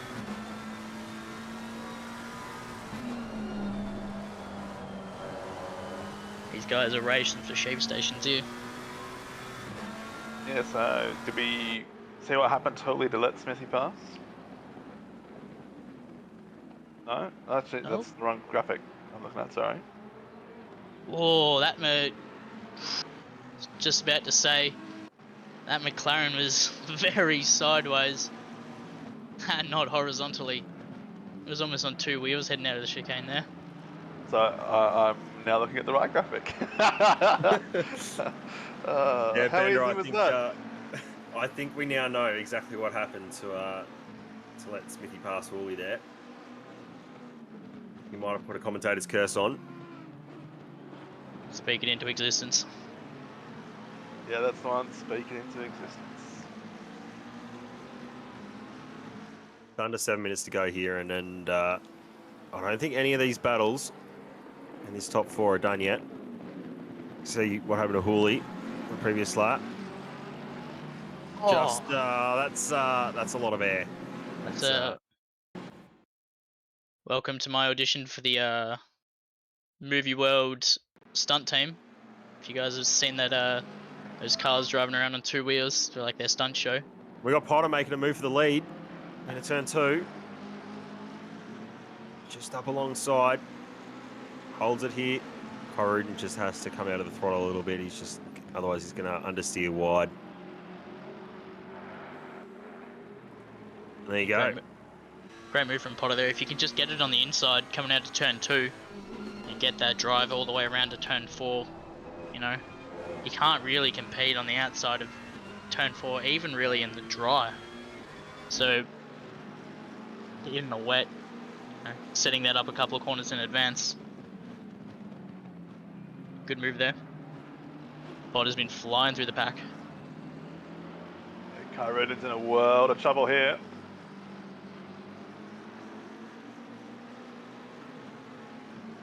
Corruden's hearing boss music here. Oh no! Oh! See Corruden in the fence. Potter too. That's Just ran out of road.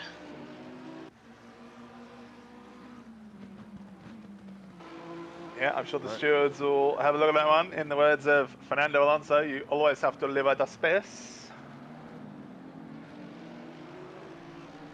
And as we saw by the result, there was no space there. Pretty incredible they didn't take more people out. Yeah, well, I mean, imagine you're Kieran Potter and you see that coming towards you in your rear vision mirror. Mid-corner, he probably didn't even see it until he was in front of him. Sure, that would have made me... Corruden lost out big time in all this, as you can see. Potter's just gone. Oh, he's just maybe missed his brake. Oh, that is... We need a close-up on that one. That is... bonnet cam or bumper cam or something. Let's look at this. Oh! Missed it by that much. Alright. For all Kunos's faults, shout out for good net code. That would have been enough to spin people in some games. Yeah, absolutely. Corruden went from the space of 1st to 9th in the space of a lap. That's sad for him. He just ran out of road, just wanted to get the inside where there really wasn't any road. Maybe he just got squeezed onto the grass. Be up to the stewards. Who's at fault there?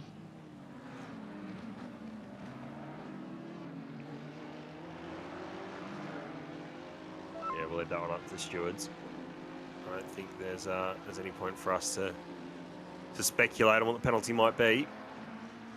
I see some penalties starting to come through now. Probably be post-race at this point anyway. Bill Madison going for a move. That's very close there.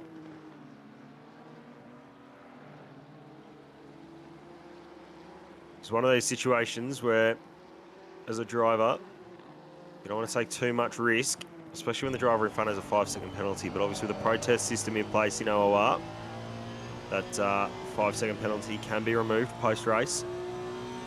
So it's really on Sean here to see whether he wants to take the risk. Obviously he didn't have an ideal event at Bathurst last time out.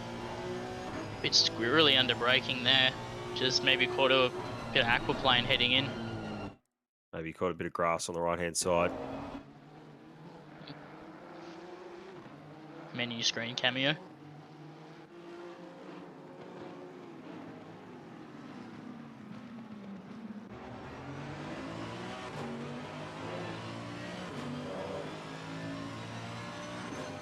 Jack Smith here. He's going to try and get past Jose on the last 2 laps I think we've got. And that might be enough for a podium if Megan D's penalty sticks around. Yeah, considering he was so far in the gravel heading into the corner here, it'd just be a good result to get back on the podium. Tell you what, it's been a wild couple of races. I think Sean Madison might have got that move done on Alex Bone, by the way. P7. And Kai Rudin only 0.5 out of that 5-second penalty gap. He'll be pushing to get in it, get another free position. And Kosei just gets a bad exit, and Smith's got the drive here. Should get the move done before they even get to the braking zone. Yeah. I think Jose might have just taken it a bit easy then. Just bide his time. And no point forcing the issue there. You had a bad enough run, there's no... Don't want to risk the penalty on damage control right now. Yeah, just take the points. Don't go full send. Although full send is entertaining for us, the viewers. I think we should have a look at this as Zachary Smith get that 15-second penalty for the collision with Kai Rudin. There you go. So ultimately, that move will be for not a lot, but it is what it is. It's got to keep racing. Okay, the leader is on the final lap now. Give me So the battle for first on the last lap. Only 5/10 or so. In Potter and Hooley. So that might be a battle to watch. Just coming around turn 2 now.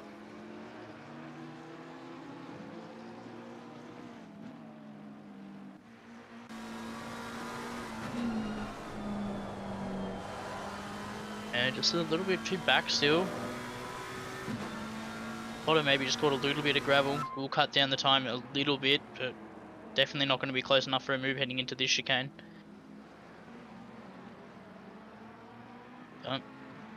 In conditions like this, anything can happen.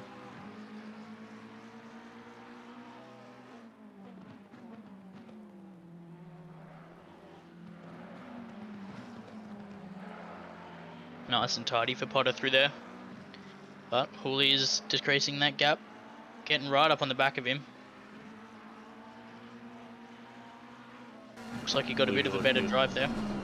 Yeah, I'll be looking to get a much better exit because Potter's gone defensive, so Hooley will get a little bit better drive. Maybe he can just get the nose up the inside. Potter's going to go defensive early. Into the final Smart corner. move. Hooley's going to try and hold it around the outside. They make contact. Potter just has the inside line. Hooley takes a lot of that curb.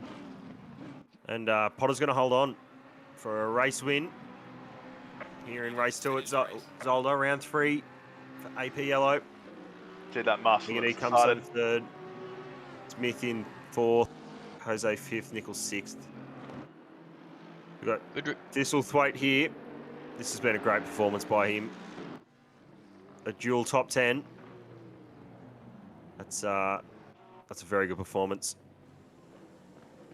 The Braden Ross come home in P11 to take home the Pro-Am victory as well.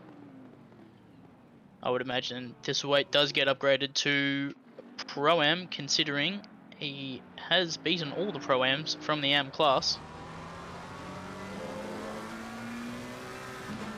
As we see Gurovsky for P2 Pro-Am and Finch P3 Pro-Am.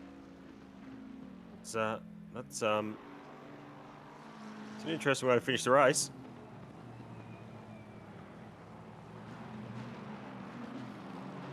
Last few cars come across the line now. Bakita home in P29, so she does bag a couple of points. And all things considered, not too bad to get back into the points. Lot of post-race penalties. It's a bit hard to figure out where some of these guys filter in. We'll see post-race.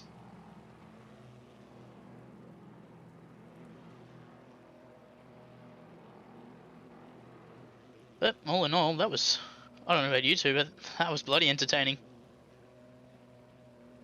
Well, I always enjoy the mixed conditions. I love them. So, yeah, very entertaining for me. I think not Twitch chat, YouTube chat definitely enjoyed it. Well, I know what I'll be doing tonight. Jumping on a wet practice server. I would certainly agree with you there. That's it's going to have to happen, I think.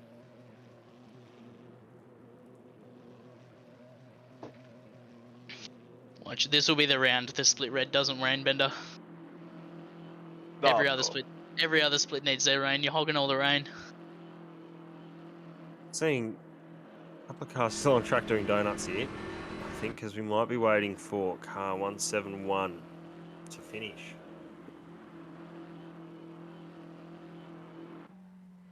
Yeah, they're still going around. Oh, they've already finished. Oh, no, they've already finished. So, Game's just taking its time. Kunos is freaking it. Yeah, there it is. It finally kicks over. So that's going to be race 2 for Split Yellow in the books. Kieran Potter holding off Ryan Houlihan and Rico Koze, courtesy of penalties, rounding out the podium. Braden Ross, Gorowski, French, top 3 for the Pro-Am, and 5th with Thwaite, Mitchell, and Jazrin Redza for the AM class. Alright, and just welcome Hobbsy to the comms box as I parachute out of here. Hello, everybody. Hope you enjoyed Sprint Yellow, Ryan. That was a mess. Oh, that was fun. What are you talking about? That was Right. It was okay. I didn't appreciate the wet. Got myself into a few incidents, but that's Zolder in the wet. Luckily, at least it appears to be dry for this quali, which is good. Yeah, well, it was dry for the other one, so, you know. Depends on your perspective, of course. Yeah. Alright, boys. I will catch you guys next week. No worries. Thanks for joining us, Ryan and Thomas. Alright, see you later, chat. Bend up. thank you. Reach. Catch you later. Thank you for the opportunity. That's my first sprint event. No worries, mate. Well done. It's in the books. I'll have you back sometime soon. Yeah, I might just stick in here until my replacement joins. See how much of an enjoyment I can get out of watching the split green qualifying here. Yeah, well, we can see Ryan Juong currently leads the way with a 1:27.8, with Gafour, Gafour, Cruz, and Biambi making up the top 5, covered by just under 4/10. What time do you think we'll expect to see tonight, Hobbsy, in the dry? Oh, in the dry, what cars we got at the top? Ferrari, Lambo, McLaren, probably low 27s, maybe, probably 27, top time, probably 27.3, I'd say. There's not, unless Chaplin can pull out a low 27, I'd say probably maybe the Fez on top, the 27.3.4. A lot of the cars on top probably can't get into the 26s. Not that that's anything to do with the driver.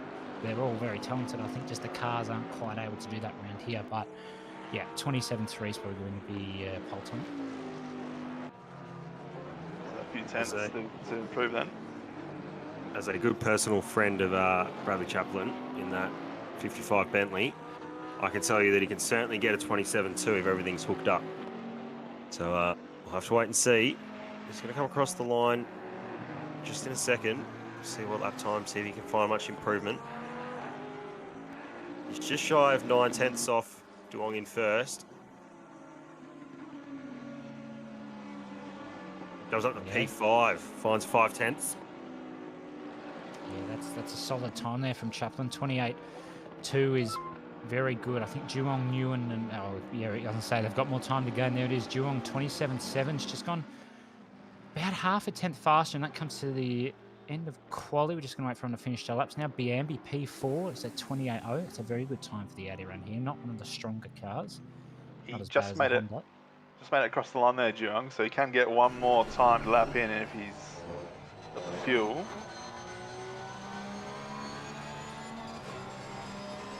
Yeah, it's looking pretty close at the moment.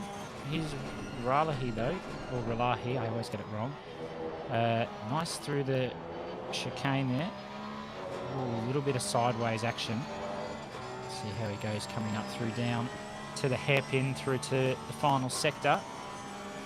So he's just under 6/10 off. Ooh, really tight line into the hairpin there. That's quite an interesting strategy. I think that's probably the Porsche that's only able to do that just because of how small it is and how good it is on the brakes. 7/10. This is going to be pole if he can hold it together. Might even make a second on the exit if he can. Ooh, a little bit of slide. He's going to keep it though. I think it's going to be pole. Yeah, still going to be enough though. P1, 27.5. What a lap for the Porsche. That's incredible. Which is about to come across the line. Juong's up. Oh, he Let's gets take it back. pole. Gets it back 24 thousandths, sorry. Wow.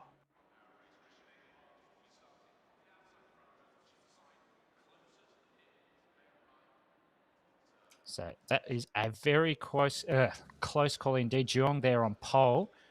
Ralahi there P2. Burse has snuck in there with a P3. I didn't quite see him on the leaderboard, so he must have made up a fair bit of time. And I do believe, oh God, I'm going to screw this name up. Is that Liang Qi is making debut, I do believe, this evening? I could be wrong. I think I'm right though. No, I'm pretty sure I've seen him before, unless that was in rookies maybe. or special events, maybe. Yeah.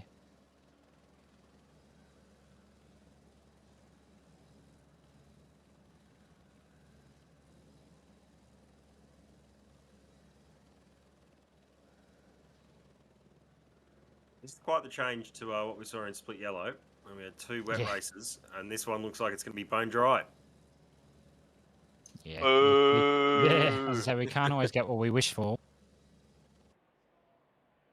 But, you know, there is still potential later on for that Quali 2 and Race 2 to definitely be a wet one. It's 9k an hour wind, so we had that for Split Yellow and did rain in that second race. Didn't for the second Quali with those winds, but okay.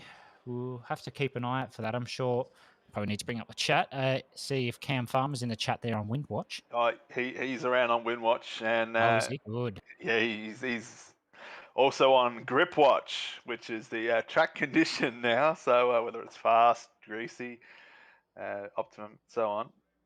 As we can welcome to the box, Braden Ross, Space Dog himself. How are you? Good evening. Good evening, guys. That was that wet race was a challenge. I'm nearing 30 years old, and my knees are absolutely stuffed after that. He's just glossed over my joke, but all right. Yeah, well, sorry, I was talking over you. What did you say? Sorry. I said which one? Oh, both of them. It's just under the kneecap, the patella. If anyone knows what the patella is, the soft tissue under the kneecap. Oh. So we'll see somewhere someone on this planet has eaten the most chips ever and they don't even know about it. Look, that's a good point. I'd like to see if that could get into the Guinness Book of World Records for most chips eaten in their life. That would be... Yeah, look, you'd be surprised. My vote would go to a seagull. Whoa. Hang on. We got to clarify. This is contentious here. Are we talking about hot chips? Some people might call them fries, French fries. Or are we talking about like potato chips or crisps, as some people in the United Kingdom might call them? Well, if you're eating fish and chips, they're not fries. They're chips. And that's what the girls would commonly eat. But seagulls don't have a very long lifespan, mate. Yeah, but they eat a lot of chips. What about all the ones you see hanging around the rubbish dump? I don't think they get much, many hot chips. I think you underestimate how many chips are at the rubbish dump.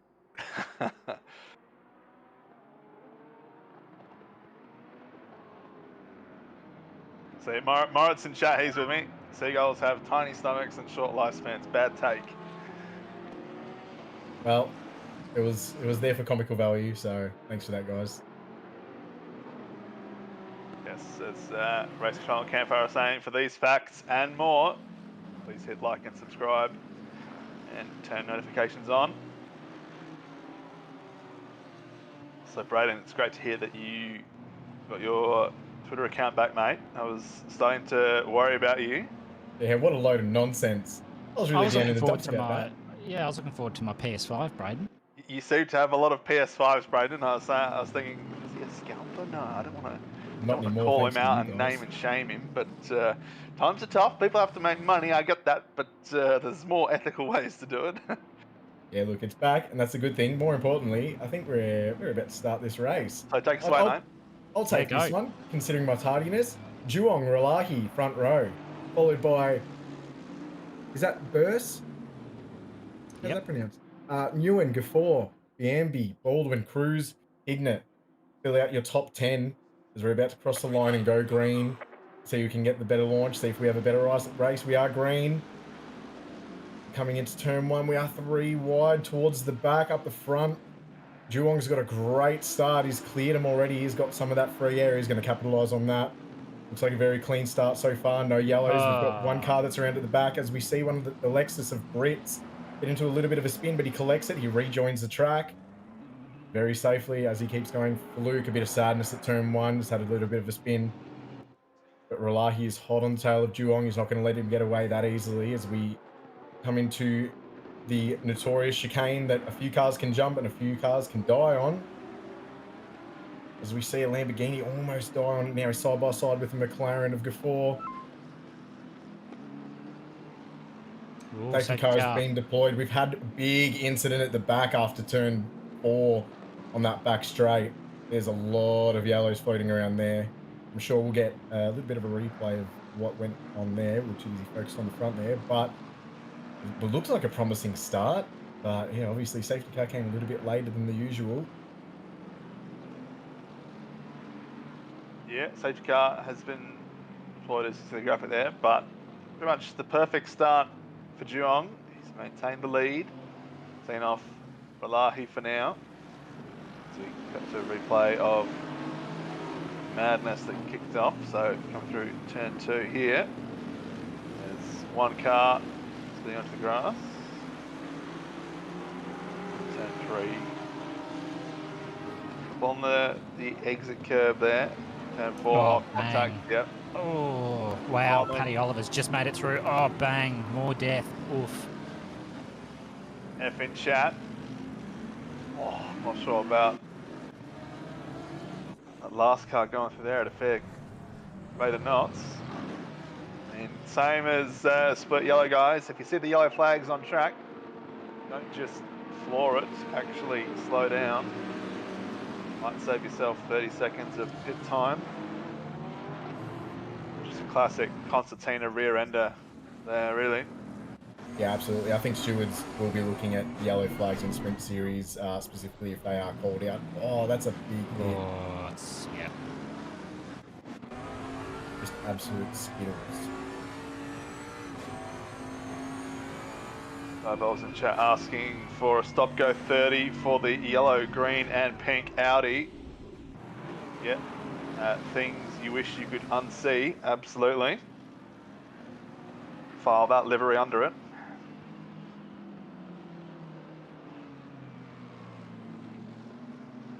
We've still got yellows towards the back there. Yeah, I think there's just a couple of people piling up there.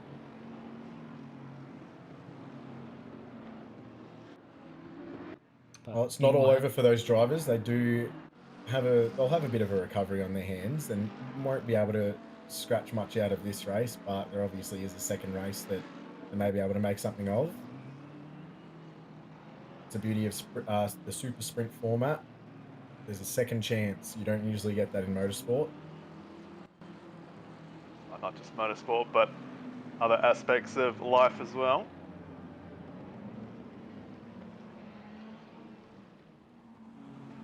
Now, we haven't seen the graphic for it, but I am guessing There it is. now safety car is in this lap. So, Duong will have control of the field momentarily.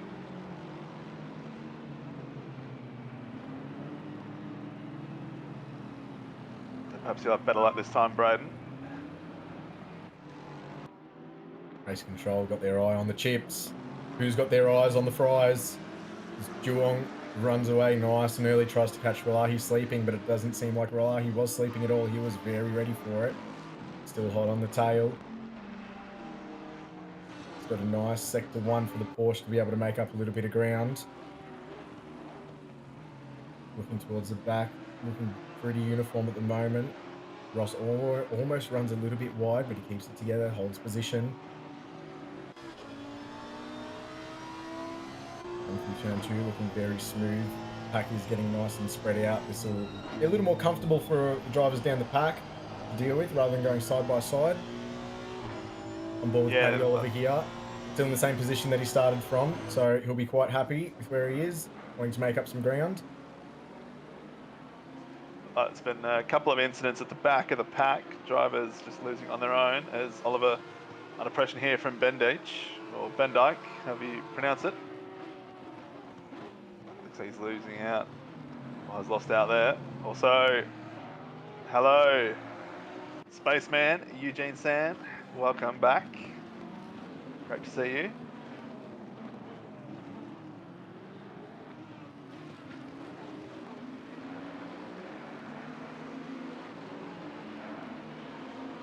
Yeah, I don't think this battle's going to be over for a long time between Duong and Ralahi. We saw how close their qualifying times were, just 24 hundredths of a second. As we see some fastest laps coming through, that obviously will get a lot quicker after a safety car restart. Yeah, just got to wait for the tyres to warm up. Should be getting warmer now. Zolder's one of those ones where tyres get warm fairly quickly, but they will start to eat away if you've got it set up incorrectly. Let's have a quick look at the replay. So we're on board with Sanjata, who's just, he's had a bit of a spin. Not holding his brakes though. He waits to get off the track. It's probably not the smartest idea, but at least he got off the track. And then out of everyone's way, Chaplin now really being pressured by Hignett. Let's see what he can do. Just maybe try and hold the inside for the chicane. Bentley will absolutely eat this, as you're about to see. As we see Kai Smith gets a 15-second penalty for a collision on lap 3. So a couple of those smaller incidents coming in. Probably see the lap 1 incidents coming through very soon once they've had a better look at. Ooh, that's a Honda on the inside of the Fez there. Pretty sure that's Weatherburn. Yeah. I'm going to look up on the inside of Chervets, I believe it is pronounced. It's got a roll of the R. Can only be pronounced properly if you're cultured, like myself. If you're cultured, yes. Well, that is one of the prime traits of Australia, being able to butcher names as, you know, completely, really, and have no shame about it. But I'm not old enough to be cultured, Braden, so that's not fair. You've never been overseas? No. Okay. Look at the replay here. It's Smith's penalty, I think. This will be Kai Smith's pen. Oh, bang. Straight on the inside, yep. That's a paddling.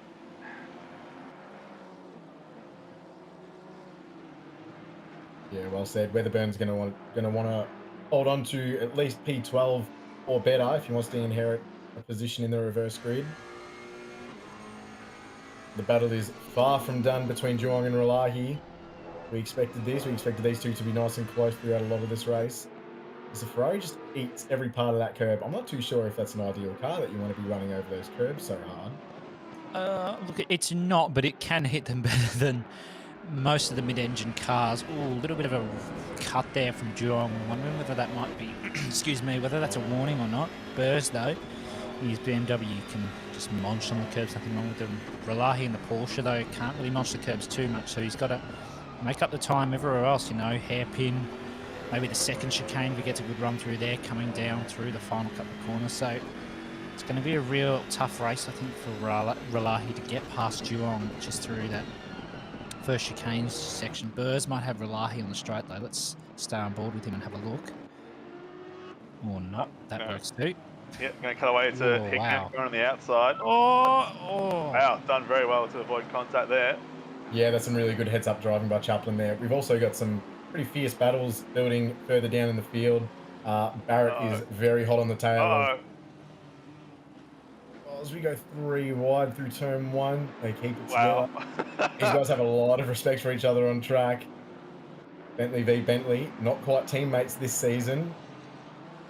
But yeah, a lot of respect by those guys to keep it out of each other. Yeah, I'm amazed I didn't end up in the fence somewhere. Also, Withers saying he ran out of fuel in split yellow. Yeah, that's it. That's devastating. Hold on. Oh, was that Cherviet's side by side with Weatherburn? Weatherburn's really putting the pressure on Cherviet's now. Let's see what he can do. Honda is probably the weak. I think it is the weakest car around Zolder, so it's good to see the Hondas up in the teens, which is good. He's got another Honda. He's another fellow. Oh, goes wide. Paddy Oliver's going to go to the inside. Weatherburn going to give him all the racing room. Oliver just gets by, so he's going to tuck back to the outside. He's going to defend.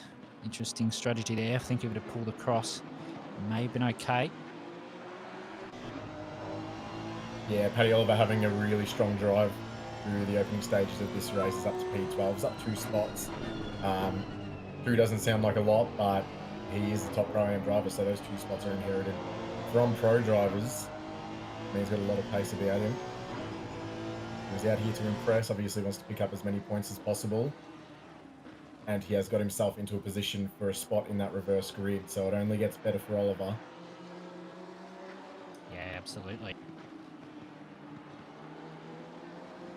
Runs a little bit wide through turn 2. Going to try and maximise the amount of track that he uses, see if he can get as much top speed as he can coming into turn 4. Does prevail. It's very close though. As the Honda of Weatherburn runs a little bit wide. Just putting on a little bit too much pressure, and he's cracked himself.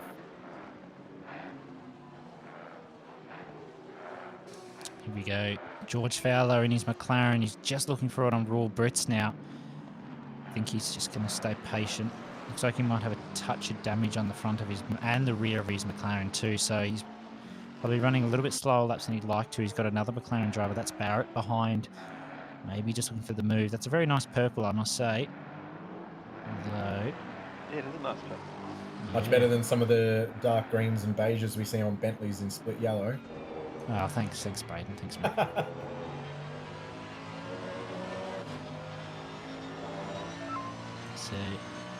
So we see Ralahi gets the fastest up 28.1. That's very quick for the Porsche on race fuel. So he's got that car set up on its absolute limit. Still can't catch Juong though, but it does show us that he is on faster laps than Juong. Whether it's going to be enough. Still 18 minutes left in this race, so anything could happen. I think he's gapping Burrs though, who's got a gap to Biambi as well. So I think it's just going to be a battle to the end for Juong and Ralahi, unless Burrs can make a little bit of a comeback, increase the lap times. Maybe even Biambi can get up there if he stays consistent. Paddy Oliver down in P12 now under pressure from Cameron Ross.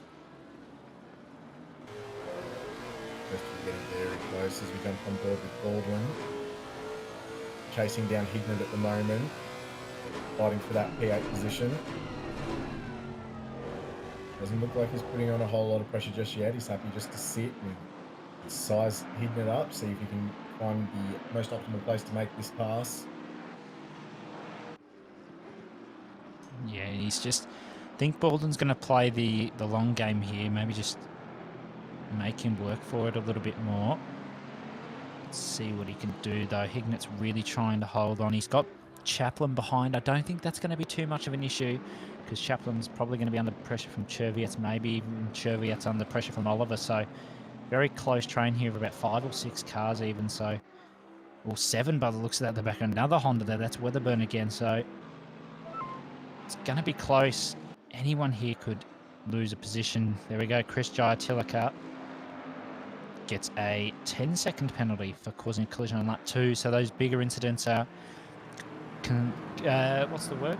Currently, I can even think of the word, being deliberated by the stewards. Here we go. Fowler. This is with Barrett. Let's see what happens here. Oh, straight in the wall. That's a tough one to take, I think, for both drivers. They were side by side, very close racing, but that racing rune does need to be given, of course. Yep. In the words of Fernando Alonso, you always have to leave at a space. Saw that a few times in Split Yellow. That quote is definitely part of Bender Bingo, I think. I didn't know that It is. Alonso was Italian all of a sudden. What's happened there? Alonso is Mario. Alonso's brother was Luigi. I see. Oh, Lenke gets a drive-through for causing a collision on lap 2. Wondering whether we might be able to get a replay up for that one. Maybe that was under a safety car, maybe, or something. So he's copped the drive-through. So that'll put him right down the field. And Duta Boyan as well. A stop to go 10. I can't even get my words out for a collision on lap 2 as well. So hopefully we might be able... Big. That is big. Hopefully when we maybe get a couple more laps into the race, we might be able to get a replay on that. I'm interested to see what has caused such a large amount of penalties to be handed out, but I'm sure we'll see that.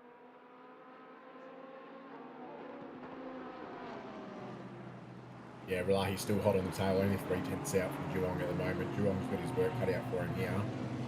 One small mistake may destroy him. Well, under the safety car, bang! Oh, bang! Wow. Yep. And then just Yeah, stops in the that'll middle of the track. That was the yellow flag that we saw Oh. bang in the background as well. That'll be the Duta Boyan incident, I think. That is Wow. that's a tough one to take for both drivers there. Well, Sure, they'll be both disappointed. yeah, the stewards always say when the safety car is called, you must be careful, you will not be ghosted, and incidents behind the safety car will be dealt with extremely harshly. And as you've seen, a drive-through penalty and a stop-go 10 have been handed out, so stewards aren't here to put shoes on caterpillars. They've just gone whack. But this two-man battle at the front between Geelong and Relahi, rather, is starting to heat up a little bit, with Burst getting a little bit closer to the tail of Relahi here, so this might turn into a bit of a three-way battle. Going to take Relahi to take advantage of that slipstream from the Ferrari and try and break out that gap from Burst and not become under attack, because as soon as Relahi needs to start defending, it's going to be a lot harder to try and get that P1 position. Yeah, absolutely. Just saw Geelong do the fastest lap, 28.092. So I think he's actually found a bit more of a groove now. He's really starting to get to grips with the Ferrari under race conditions. Oh, that's a... Jeez, Relahi's actually taking a ridiculous amount of curb in that Porsche. He's risking it all to try and hold on. It's probably going to be ruining his tyre pressures just a little bit, but you've got to risk it for the biscuit. He's really throwing everything he's got at the Porsche today. Meanwhile, Baldwin is edging closer and closer to Hignett, only 2/10 the margin at the moment. Same with Cherviets, getting very close to the tail of Chaplin. So another drive through there, give it to Chris Jaya-Tilaka. And back told as well. He's got 10 seconds for a collision on that one. So a couple of those lap ones finally starting to come through now. We'll have to wait and see if any more come through. I'm sure they will. Here's Hignett though, still fighting off Baldwin, who's fighting off Chaplin, who's fighting off Cherviet. So there's just battle after battle. Paddy Oliver's dropped back a little bit to Cherviet's now. I think there may have been maybe a little bit of a mistake, or he's just dropping off in pace a little bit. Tyres might be starting to overheat if he's got the pressures wrong, or they're graining a little bit even, possibly. But no matter, he's still in a good position. Paddy Oliver is on P1 for, well, provisional P1 for the... Oh, I'll shut my mouth for a second. Cherviet's around the outside of Chaplin. Maybe he's going to go for the switchback. He's gone around the outside. Much less grip. He's going to have to go side by side. He might have to pull out. Maybe he can try and go for a switchback around turn 3. I'm wondering if that's possible. Carreau, 10-second time penalty for a collision on that one. So a couple of those lap ones still coming through. Here's Cherviet's now. just going to hold back there on Chaplin. This is good for Baldwin, means he can use a bit more of his time to catch Hignett. Maybe go for a dive or two, stick his nose out.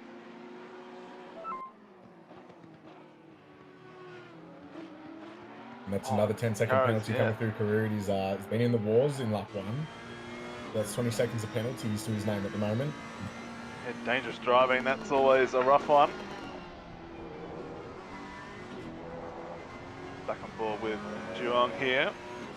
Still got Ralahi following him closely. But that's about all Ralahi's doing at the moment. More pens. You get a pen. You get a pen. Everyone gets a pen. Yes, just thinking that. Stewards are working overtime. Is the whip being cracked on them right now? As Juong gets a little bit squirrely coming through turn 4, but he keeps it together. Looks like he was still able to... Oh my lord, race control. If you'd like a PS5, please contact I'm scared of Braden on Twitter. Don't. I don't have it. I'm just going to take your money. And then you'll never see a PS5 in your life. And you know what I'll do with the money? Probably buy myself a PS5. And then never play it. So, Braden, I have to ask you a question. Do you have a PS5, mate? No.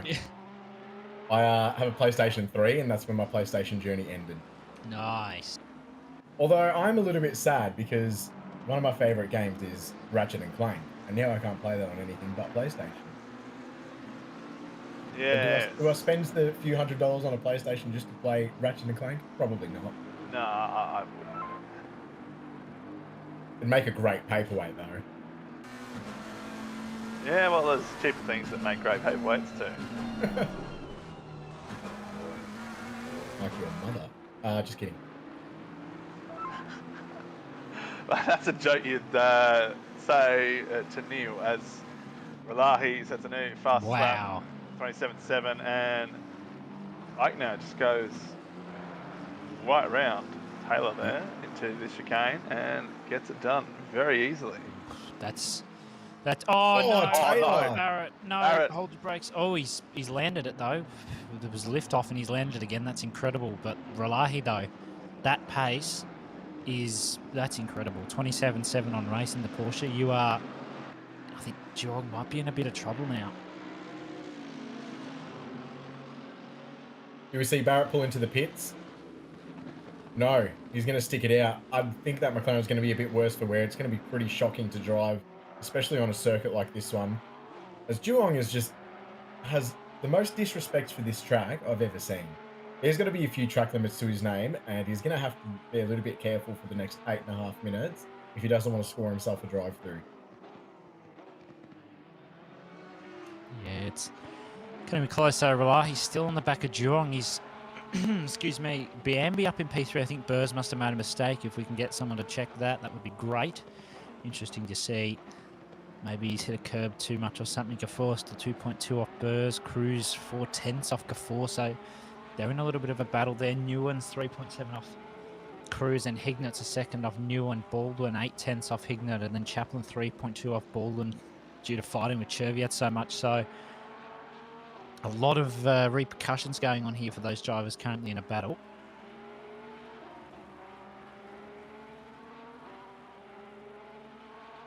Yeah, this gap to the lead's just hovering around 6-7 of a second. We've had a request from Octane Online Racing saying, Bender, can you please do the whip sounds again? Oh, that's nice. That's a a lot nice of damage. mono.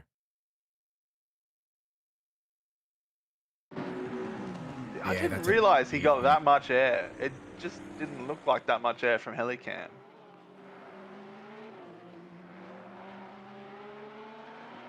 Well, there was a lot of air indeed. Ralahi, 6/10 off in the last sector. 3/10 off now, so really closed that gap. Using all of the brakes to his ability right on the back of Juong. I reckon if Ralahi can get past, he's got a good chance at winning, but these straights really aren't helping him with the top speed of that Porsche. But those brakes are just, they're godlike. They're just so good under braking. You mash the gears down get all of the engine braking you can, and that thing just stops on a dime. So he's really going to have to use it. There we go. Rulahi goes fastest, 27.747. So he's really reeling it in now. Going to try and get past Jung if he can. Oh, he sticks a nose in. Oh, doesn't quite nail the exit though. Jung can pull back onto the outside line. Rulahi's going to follow once again. Maybe he can get the run through turn 3. Ooh, does he get a decent run? Doesn't touch the dirt, so that's a good start. Juong's going to move. Rulahi's looking, sticking his nose out for that pressure. Not close enough. But I just want to go back to what you said, Hobbs. If he gets past, he's got a good chance of winning. I mean, if he buys dinner, he's got a good chance of eating it.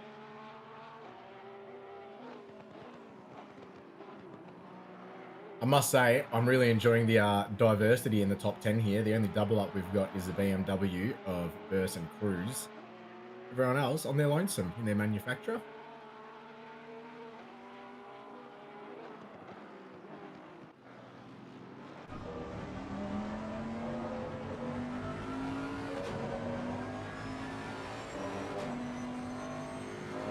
Tell you what, Jamie Saxon will be turning in his grave, even though he's not dead. Rest in peace, Jamie Saxon.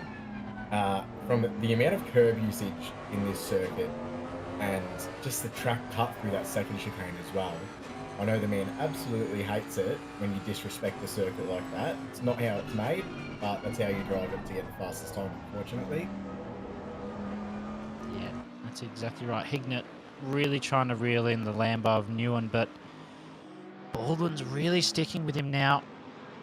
Paddy Oliver's actually gotten past Cherviets, so it's a solid result for him. P10, Weatherburn's on pole, provisional pole for race 2 at the moment. I think Chaplin's going to do his best to try and take that from him, because I think he's got a good chance at winning if he can get into that provisional P1. He's only 6/10 off, so I think there's going to be a battle commencing very, very shortly. Baldwin, though, still just trying to put all the pressure on Hignett.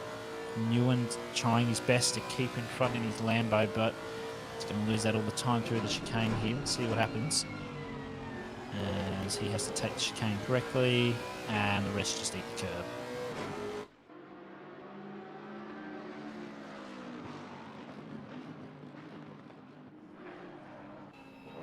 Yeah, this battle's really spicing up back here for the battle for P7 at the moment. Hard to tell who's got the pace here. It seems like they're all pretty even across the board. I'm not too sure. I don't think Newen is the cork in the bottle here. I think he's ahead of these guys on merit. Yeah, well, he started 3rd, so he's gone backwards a little bit so far during the race. Yeah, but he lost those positions on merit. You got to give it to him. Yeah.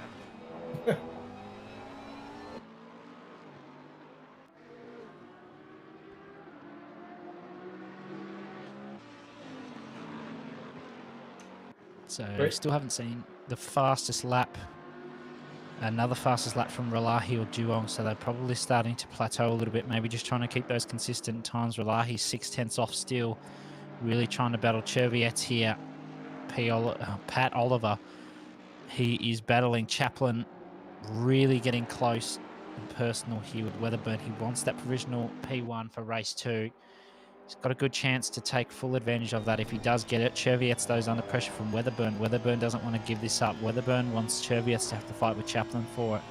I think Chaplin's got a good chance of getting past Weatherburn before that happens. Pat Oliver's very, very close to Cherviets. He's going to probably lose a little bit of time through here. Ooh, gains time, actually. It's a good chicane for him indeed. The Fez, though, is just better on the exit. The Honda, though, Weatherburn's right on the back of Cherviets. Chaplin's there as well.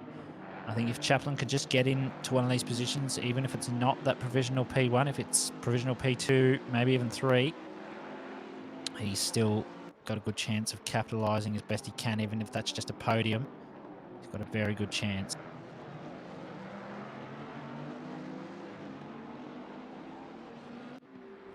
Yeah, Paddy Oliver doing really well this season. Obviously, picked up a win at Kyalami in race 2 as well, so he's putting himself in a good seat to challenge that one again. We know that he's capable of it. I'm definitely interested to see how he goes at the race start, race 2.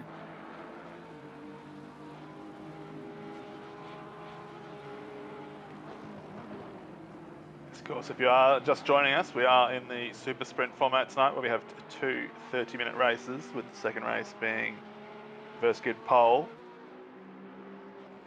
for the top 12 finishes of race 1, and a super qualifying those outside 13th and down.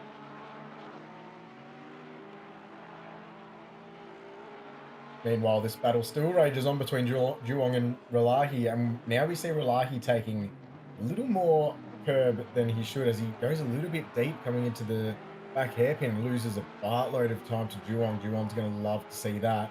He'll be staring down at that delta, watching it extend, and he's going to try and keep that this last lap as we round. Oh, that's a disconnect, Relahi. Yep. That is not the ideal line through the last one. There we go, he's back. Maybe it is the ideal line. Wow. It's still there. I'm going to try it. Wow, let's hope his internet holds out the next lap, because we are in the final lap. Yeah, Weatherburn's still holding off Chaplin at the moment. Backed hold there in P15. He's going to have to go into the next call anyway. He's got that 10-second pen from a collision there. I think that's lap 2 from memory. Chaplin's really trying to reel in. Weatherburn gets a bad exit though. Paddle over there. P10, that's provisional P3 for race 2. Trying to hold off Cherviets. He's in the lead of the Pro-Am class as well. I'm smelling possibly a promotion at some point after his recent performances, but I'm not going to speak too soon. I'm not the one that makes that decision. Oh, Weatherburn dropping off to Cherviets a bit. That's good for Chaplin. He wants him to come towards him. He wants that provisional P1, and if he wants it, he's going to need to push now.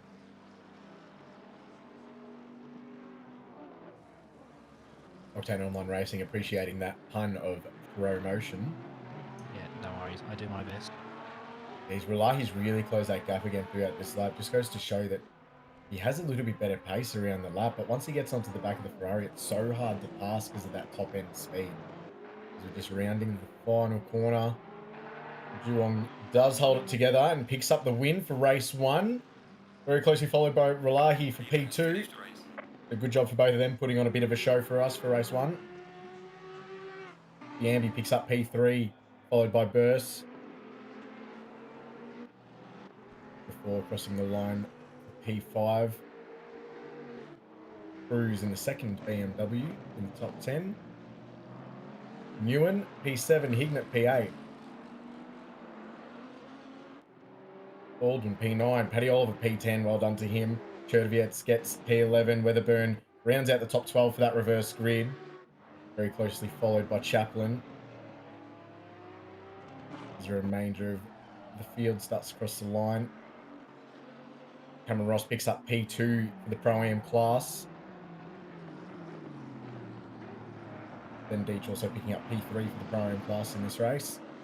I think you'll find that's Bendai, but sure. You sound very cultured, my friend. Oh, I've been told off for it. It's Bendai, I've read. Is the C and H silent? Yep.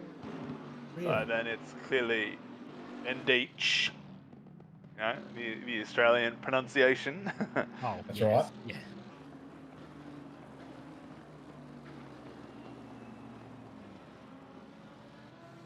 But yeah, the race seemed like it was going to be clean after the first few corners, but then chaos unfolded, and you can see just a stream of red throughout the field from those penalties. There was a drive-through I saw on one of these drivers just before they clicked over to the pits. So that may have been track limits on the final lap. Obviously can't serve a drive-through on the last lap. Just got to cross the line and pop whatever else there is. I think it might be a 15-second penalty. Could be wrong.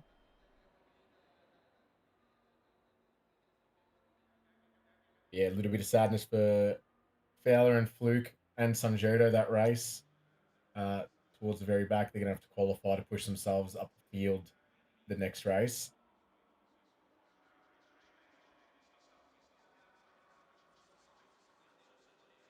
Yeah, that Audi's disgusting. Get rid of it. Yeah. Malik, override that livery. Yeah. Oh, I'm not happy about that. Ugh. And He's done it Marine, on purpose, obviously, just to annoy us.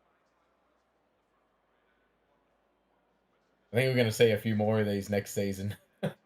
now that people realise how much attention and how much disgust it brings. Going to be the ugliest looking grid you've ever seen in your life coming into season 8. Yeah, and look, if that starts happening, we'll just start selling eye bleach. If there's ever a moment that you want to unsee, eye bleach gets the job done. Yeah, I'll start throwing in little eye bleach keychains with the PS5s.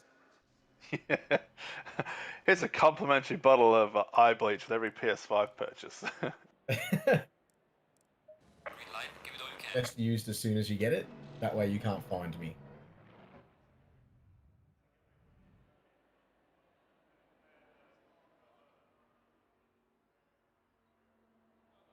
So, super qualifying. So this is for everyone who finished 13th and down. This will give them a chance to either improve their position or fall further down the order for race 2. How long did the cones last? 2 cars. 2 cones, 2 cars.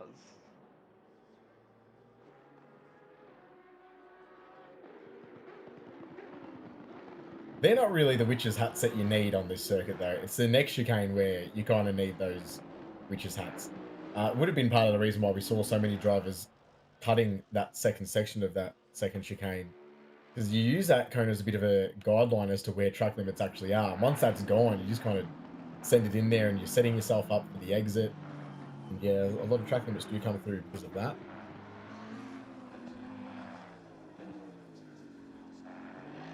Camera Farmer Coney 2021.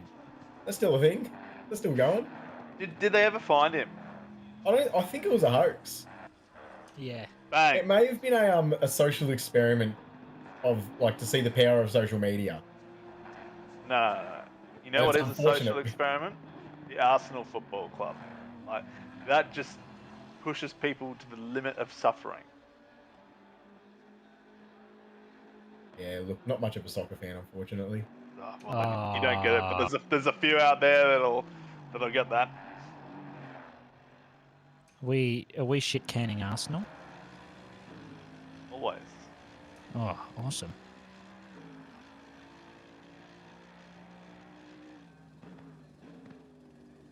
Seeing a little bit of a shuffle in the final straight. These cars starting their flying laps, but we're on board with Bushell, who is not leading the way. He's got a fair few cars ahead of him, but he's looking quite strong at the moment. Car number 512. Racing for Kovacs Racing. Got a few of those. This runs a little bit wide, dips his tyres into the sand. It's not ideal. You do lose quite a bit of time coming down this back straight. You want to optimise that exit. Pretty critical to nail turn 4, but he nails the chicane. I'm just going to jump in very quickly. PJ in chat has used my favourite word, vendetta. Shout out to PJ.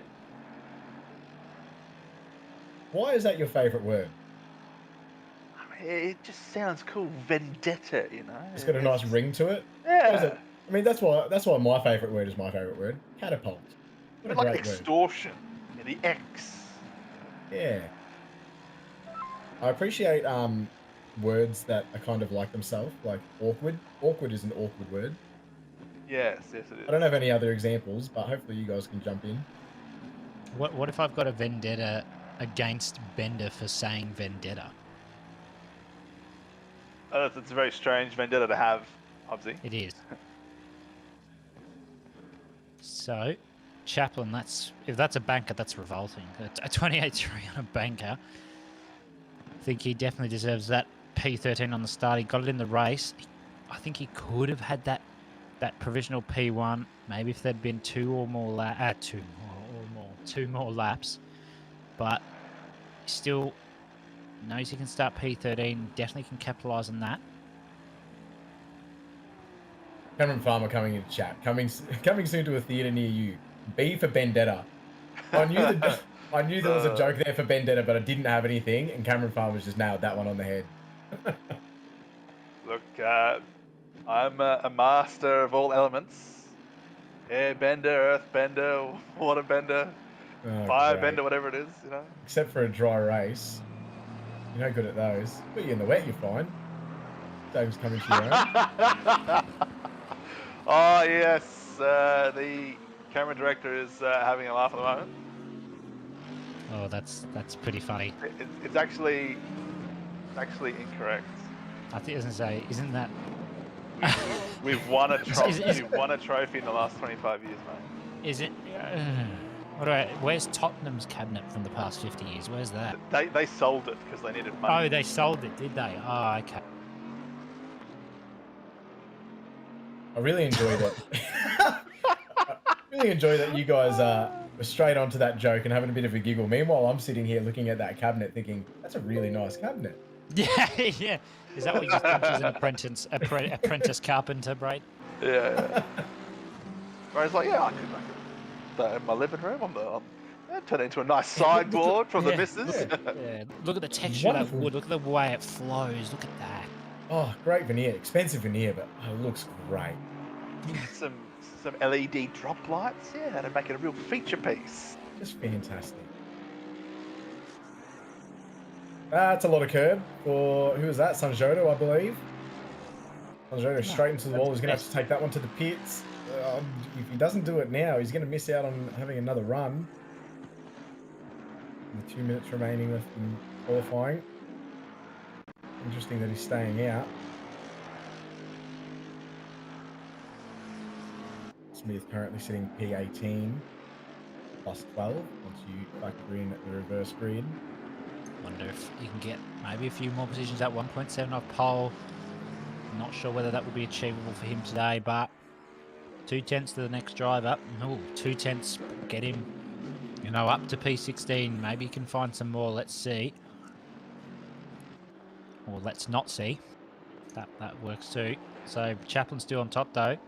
28.3. That's a very, very solid time. Caro though, 2.5 bit tenths off of that for BC Landscaping Services. That's a great name. Smith was able to jump up to P11 after that qualifying lap. For those of you playing at home, yeah, found 8/10 that lap. He's now 9/10 shy of the top position. Broad on board at the moment, 2/10 shy of that position.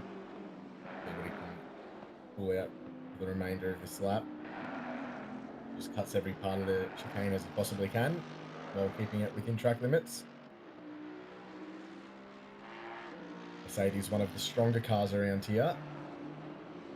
Chaplin in the Bentley, also one of the stronger cars around here because chicane, what chicane? Yeah. Well, Just does that drive exist? straight onto it. Yep. What are these things called curbs that you speak of?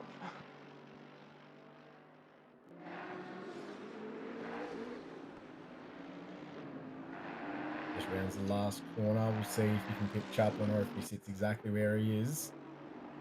Might get it. Let's have a look. Oh, he does. 27.966. So that's the new target to beat. Chaplin is 1 millisecond off being 4/10 off that. So he's really going to have to get a move on if he wants that P1. That's a sighter of a lap from Caro there. Sanjoto steals P2. He's up just under 2/10 behind. Oh my god. Oh, Lord. Goodness gracious me. Why? There's still qualifying going on. Get rid of it.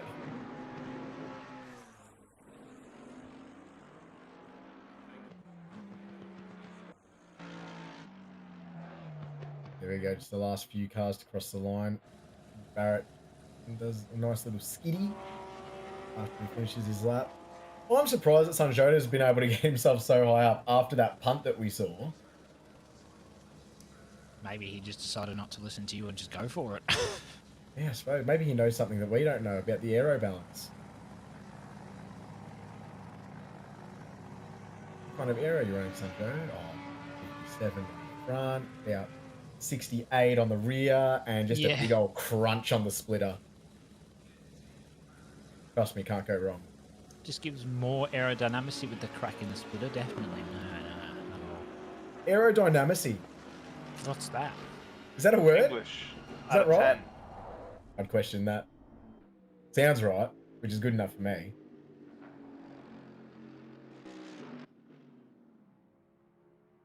Last person across the line, Bushel, stays P9, 7/10 shy of Karod, who takes the top spot. He will be starting P13 for race 2 with a 1 minute 27.966.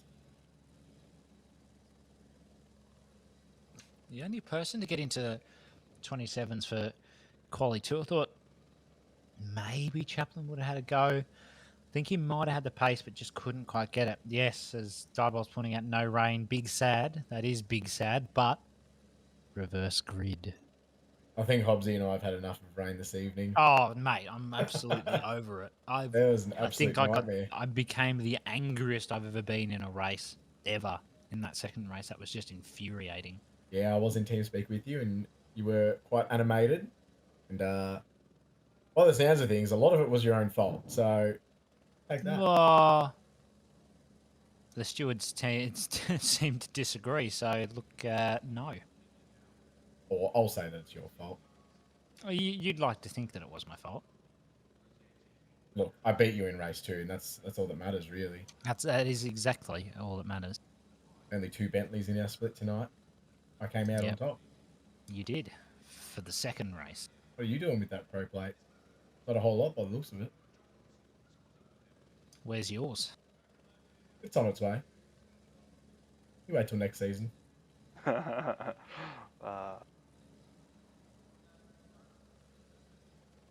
I'm hoping Malik will... Well, I hope my performance is good enough to earn it, and I'm hoping Malik will think that I deserve it. And well, I think you need to bribe him with a PS5. No, yeah, if I do that, then I'm expecting one of them. He has these jars of mayonnaise that I really like, that I wouldn't mind. He's also got an OnlyFans account that I'm sure you'd like. Oh, I would love that. What is this advertising?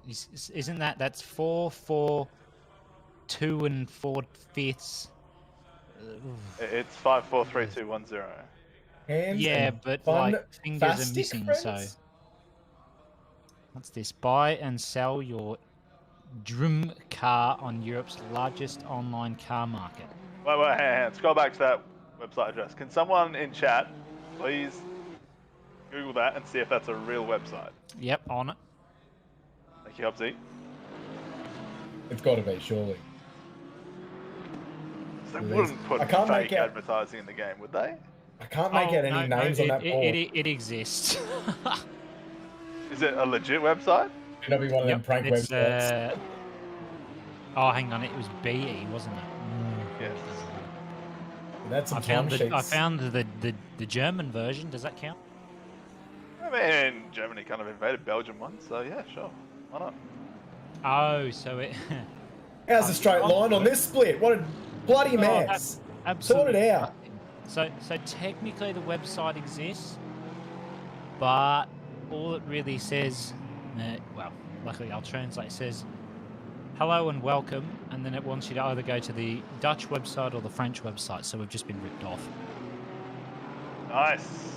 Fake advertising. Yeah, yep.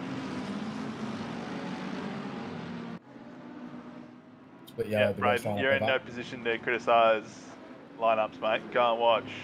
Look, in my defence, I forgot, and it was wet, and there was a bit of shambles going on within our grid that had to be discussed, and yeah, people overshot their marks. So, whatever, Marlon. I don't want to hear it. We'll see something better next week. Hang on, we've just had Stick Death 1980, $6.69. He wants the best bender facts in 69 seconds. Go, Bender. Oh, best bender fact. Well, I mean, it's hard to go past. The greatest one of all time that people still give me shit for was that the ancient Incas used boiling a potato as a measurement of time. That's probably the best one I've ever had. You don't have many then, is that the only one you've got? Yeah. No, it's asking for the best one. Yeah, no, so it's bender facts, that's plural. Oh, sorry, I missed the plural part. Yeah. The average public swimming pool has 75 litres of urine in it. That's a Oh, I've awesome. got a interesting fact. one. I've got a Yeah, that's a potato good fact. one. Did you know that potatoes can call the start of a race? Bender, go for it. You have the floor. Yeah, as we go, so we've got Weatherburn and Shervix. Probably butchered that, but as is tradition, Cherovets. that one. So delayed, green lights as we wait for Green light. Go, go, go. to go over, and we're finally green. And everyone scatters. Look at that. 5 wide, somewhere in the middle, 3 wide. Oh, there's Bang. contact at the front. Who was Yep. that? Oh no, that's Safety disgusting. car No, deployed. that's, Safety car will be deployed. can we have like 2 safety cars? That's disgusting.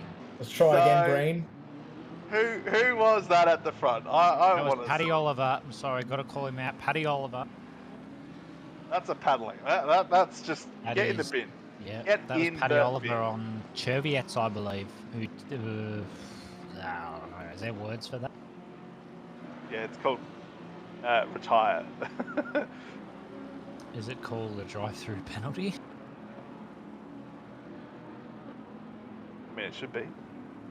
Well, we'll see. See what the. Anyway, we get scores back say. to Bender facts. Yeah. On average, you spend 10% of your day that you're awake blinking. I find that hard to believe.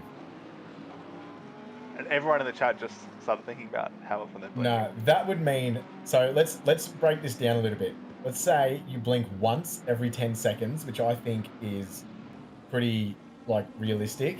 You'd have to be blinking for a full second for that to be true. Right. So come back to me with a fact, please, Bender, because that's Yeah. ridiculous. That was a good start there from Paddy Oliver, but a bit opportunistic. Dead. No, the word Bang. dead. Oh, thanks for coming. Yeah, that's going to be quite a few penalty points for Pat there.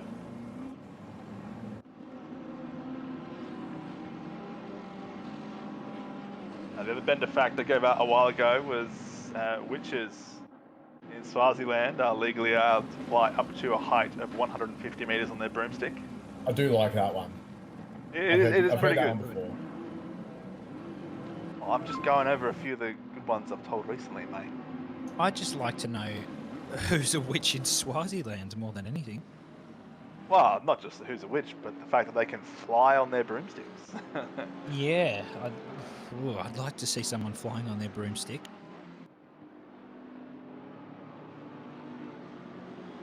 Right, so safety car. Weatherburn still managed to hold on to P1 after Paddy Oliver got the better start and just took out Cherovets. Hignett there P2, Newham P3, Burst P4, Chaplin there P5, Relahi P6, Gafford, Duong, Caro and Biambi. So good start for most drivers there, making up a few positions, losing at a couple. Sort of expected that. I think Hignett's going to be one to watch here. If last race is anything to go by, the man is almost impossible to get by. And he's sitting in P2, so is he going to be a cork in the bottle? Is he going to find that P1 early on? Hignett's going to be, knows? I think he's going to be quite strong for at least the first half of this race. And, yeah, proved really difficult for the likes of Newham and Burst to get by. We do have notification that safety car will be in this lap. Split green, let's try this one again.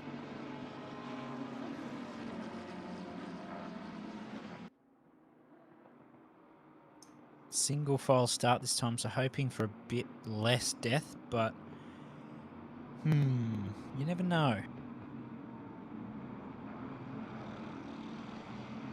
Oh, Cameron Farmer's skirt has just been blown up. 20km/h winds. That's definitely going to be affecting the races. That's the most I've seen in this game. That's I've insane. seen worse, but not in Sprint Series. That's insane. New South Wales will be on tornado watch for seeing speeds like that. Yeah. Like I say, Hobbsy, you can call the restart. Righto. So Weatherburn, he's going to go for it out of the final corner. Hignett's probably going to read it though. And he does indeed. Newham hasn't quite caught onto it. He's been caught napping. Burst goes to the inside, forces him to the outside. Let's see if we can get him under brakes. Probably going to still be on fairly cold tyres. Newham lets him go past though. Still got a battle a bit to go. Chaplin's there still. Weatherburn, Hignett already pulled away a little bit. Relahi there behind Chaplin. See how far Gafford is behind. He's a little bit behind. He's actually been overtaken by Duong.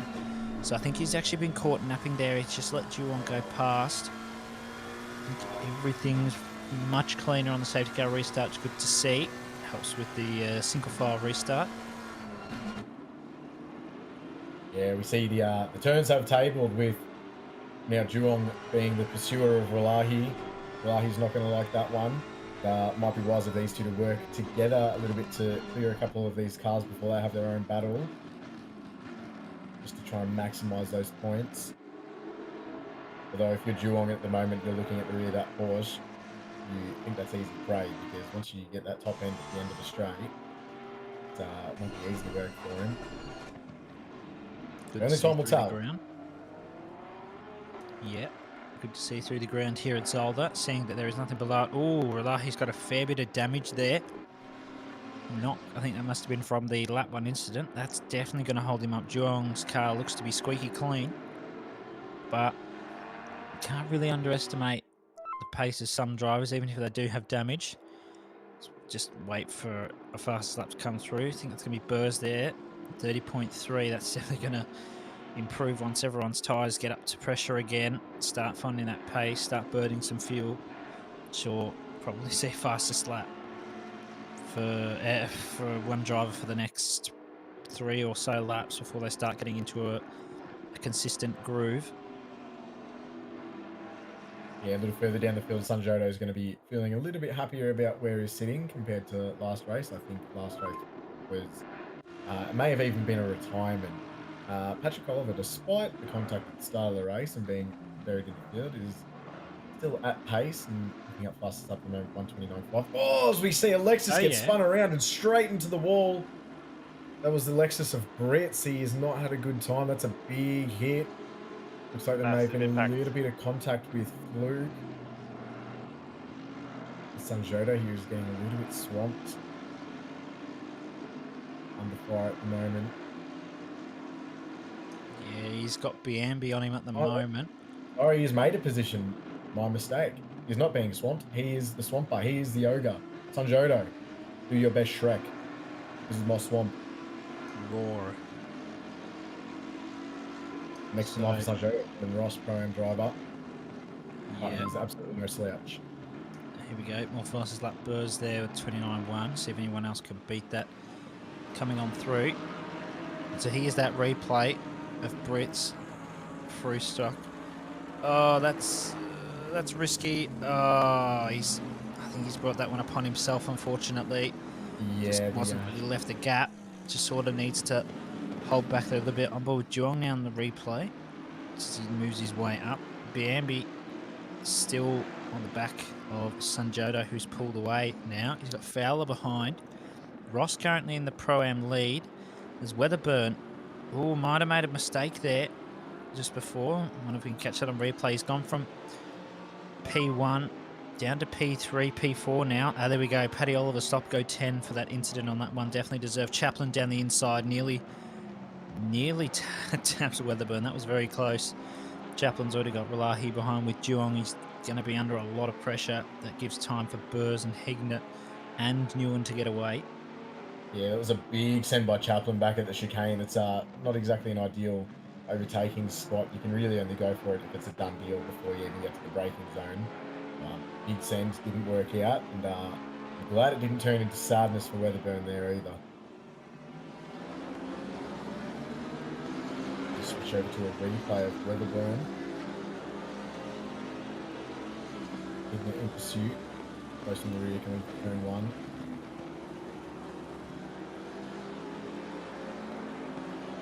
That has a look onto the inside and just gets him under braking, a small tap. It throws Weatherburn off a little bit, and that's where he's lost those 2 positions and he's fallen back down to 3rd position. So Hignett has inherited the race lead. Let's see if he can hold off. See if he can hold off Burrs just as well as he held off some of the other cars in the previous race. Obviously a strong defender, and in the Bentley, one of the stronger cars around this circuit. It's a little bit of argy-bargy going through that field towards the tail end of that replay. As we jump back on board to live pictures with Weatherburn. With some clear air around him. He's going to want to capitalise on that and set some quick laps and get onto the back of these top 3 again. So this is going to be the battle to watch for Lahi and Geelong as they make their way through the cars ahead of them. See Biambi picks up a 15-second penalty there.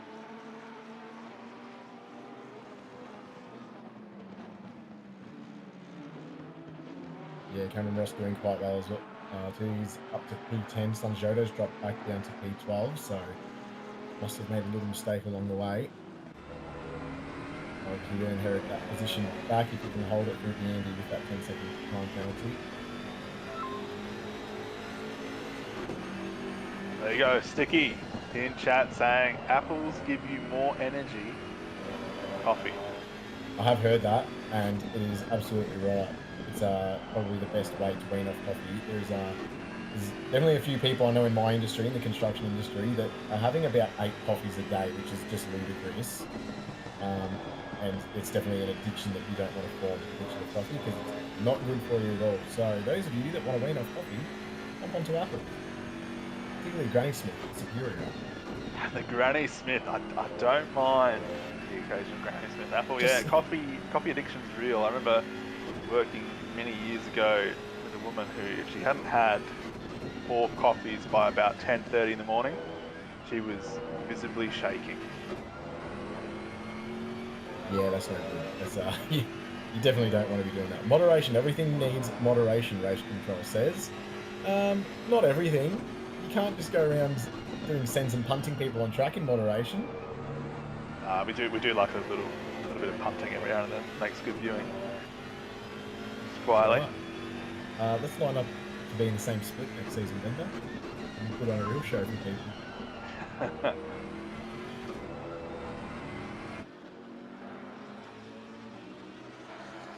Race control with the ominous messages there, but you do as Hignett sets a new fastest lap of 28.5.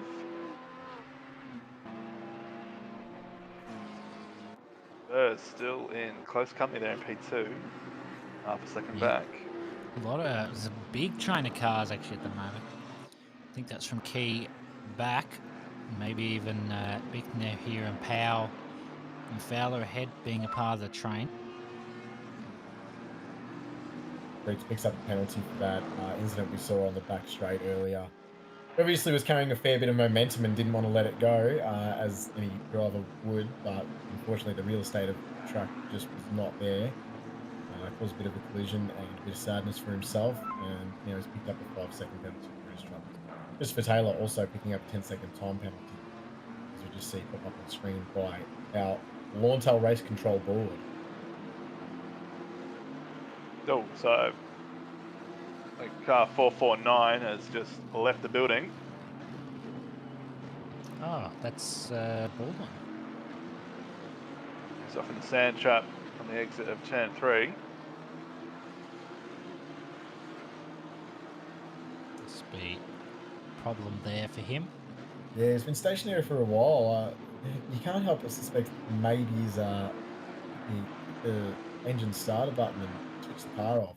Have to pull over and get that one sorted. Oh no, sorry, I'm looking at the wrong car. That is... His internet has left the building by the sounds of it. Oh, there we go. Shana Tuta Buyan, 5-second penalty for dangerous driving on lap 6, so probably a rejoin. As you see, especially yellow flags at turn 2, no, those are cleared up. Yeah, Is he taking inspiration from you, Bender? you are the rejoin king. Well, some say, All a saying. few copycats recently. There was one, what was it, Bathurst? It was definitely, ooh, questionable there from Beekner. But there was one at Bathurst, I can't remember which split it was in, but that was just absolutely awful. You think, gee, and that is a send and a half from Caro there. Yeah, that's true. Just Oh, that's a little blue bit, flag traffic, maybe. That's blue flag traffic, and good on him to get out of everyone's way.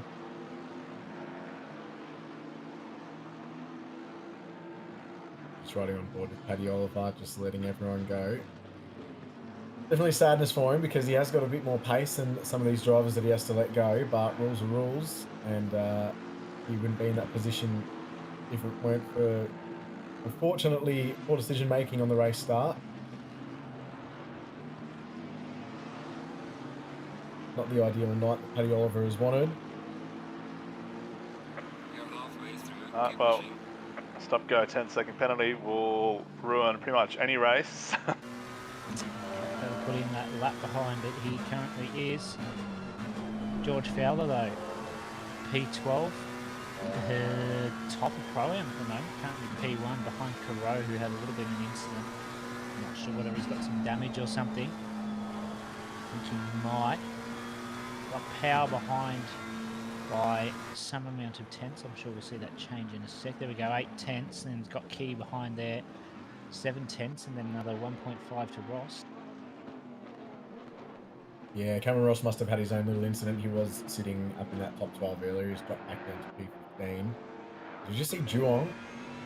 Did he miss the braking zone? Running out of circuit at least, and just had to run off track to be able to keep that one together and stay out of people's way. But he has maintained position, but he's under fire from Chaplin now.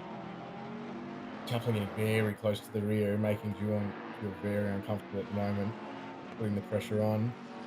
If Juong can hold it together, he should be able to break a gap here and get onto the back of Wallahi, who's doing really well to keep that position with such a damaged car, might I add. Currently sitting P5. Our top 4 have broken away considerably from these guys as well. The battle for P1 is still well and truly on, with Burst sitting only 4 tenths out from Hignett. The jump to Biambi making a pass around before. Obviously still with that penalty hanging over his head, so Before will probably be happy to let that one go.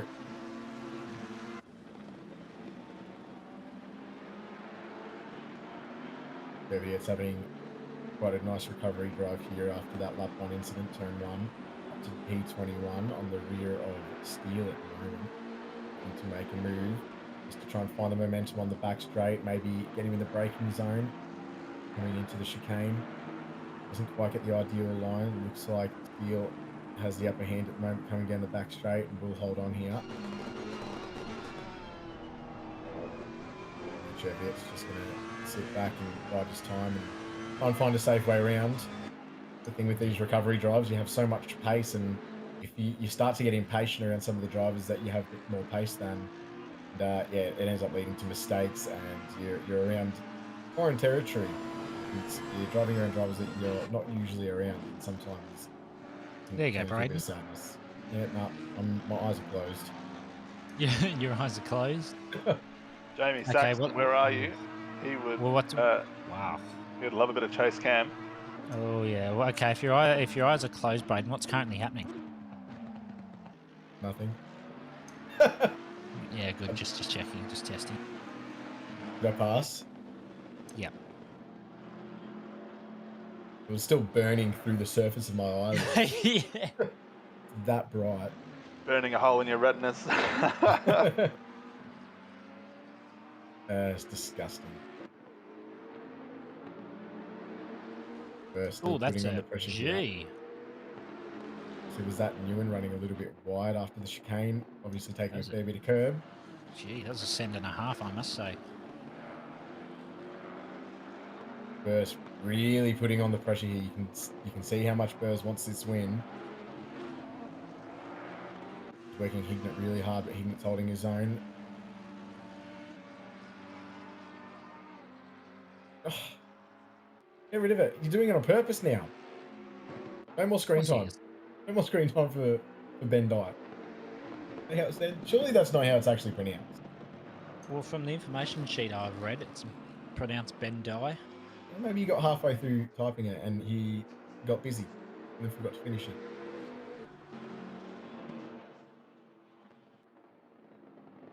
Oh, he's gone the split view. He's gone the split view. I hate it. Perfect. Well, thanks for joining us tonight, everyone. That's going to wrap it up for tonight's stream. Know exactly where I'm putting the chat. over the car. Yeah, absolutely. There we go. Yeah. That's much better. So Biambi 5-second pen for a collision on lap 11, so last lap. Might have just been a little bit of a tap. Can't imagine what Braden's currently thinking, knowing that the Audi is right behind his chat on screen.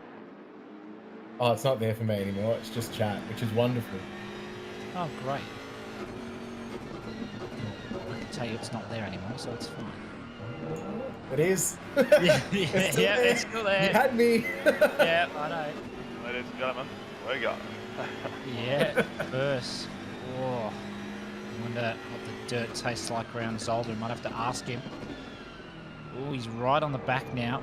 BMW's got okay brakes. It's got better brakes than it does a steering wheel. That is absolutely hideous. Yeah, it really is. Raiden also pretending that object permanence doesn't exist. Braden, you should have a look behind your chat for a second. No, I've duped myself here because I have the YouTube stream open too, and there's only well, one that's popping out chat. There's Yeah. Oh. look around the outside of Oh. turn 1 of Hignet, but nothing happening. That's close. There's a link to pit wall. I'll just chuck I it in think there. it's in the one of the pinned messages there, chat. Yeah, if you extend Top the, of the blue yeah. bubble at the top, it'll come up with both pit wall and the Discord. Come to the Discord. So, Come hang out. Yeah, if you want to come and give Mullock some pineapples, join the Discord. So Feel shout out free. to Race Control. You were a worthy adversary in the poll, but after 123 votes have been tallied, there's only going to be one winner. And that was Benderfacts. Damn it. You got my vote. Oh, thanks, Braden. No, I'm So, counting you, mate. I was Race Control smug about it. You're just you. You're natural. And that's all I expect you to be, because that's the best you can be. You do you, yep. That's good The advice, best you mate. can be is a PS5 salesman, Braden. That's right. I'm very good at it. Hit me up on Twitter. Burrs. I'm smelling a fastest lap from someone here, surely. No, I was I'll give I was it time. mistaken. 29.4 that last lap, so we're losing out a fair bit of time. Burrs looks like he's got a little bit of damage there too. I don't think Hignet's got any, and if he does, the Bentley just... What's damage? What's damage in the Bentley? I have a feeling that'll probably get nerfed on the next BOP. What are we? There we go. Just having the camera on the on Bandai's Audi changed. There we go. It's gone now. Braden can confirm. It's not gone. I've got two streams It open. I can is. only cover one of them. It's gone for a moment. This is to trick me. No, it's gone. Okay. Oh, what a jump at the curb! Someone screenshot that. That was 4 wheels off the ground. I believe I can fly. Yeah, speaking of screenshots, if anyone fancies himself an ACC photographer, get some nice screenshots from these races. And, Oh, do. Yeah, I think we'll be able to chuck them up on the Instagram. Maybe Yep. if they're super Yep, special ones, we definitely. can tweet them. Well, that's only special ones though. Very special ones. If they've got pineapples involved, no, they're going in the trash. Sorry. Yeah, those of you that have an eye for angles in motorsport, give it a shot. Give it a shot getting some screenshots. We can supply you with replay files and whatnot, and you can go ham and see if you can get some cool stuff for us.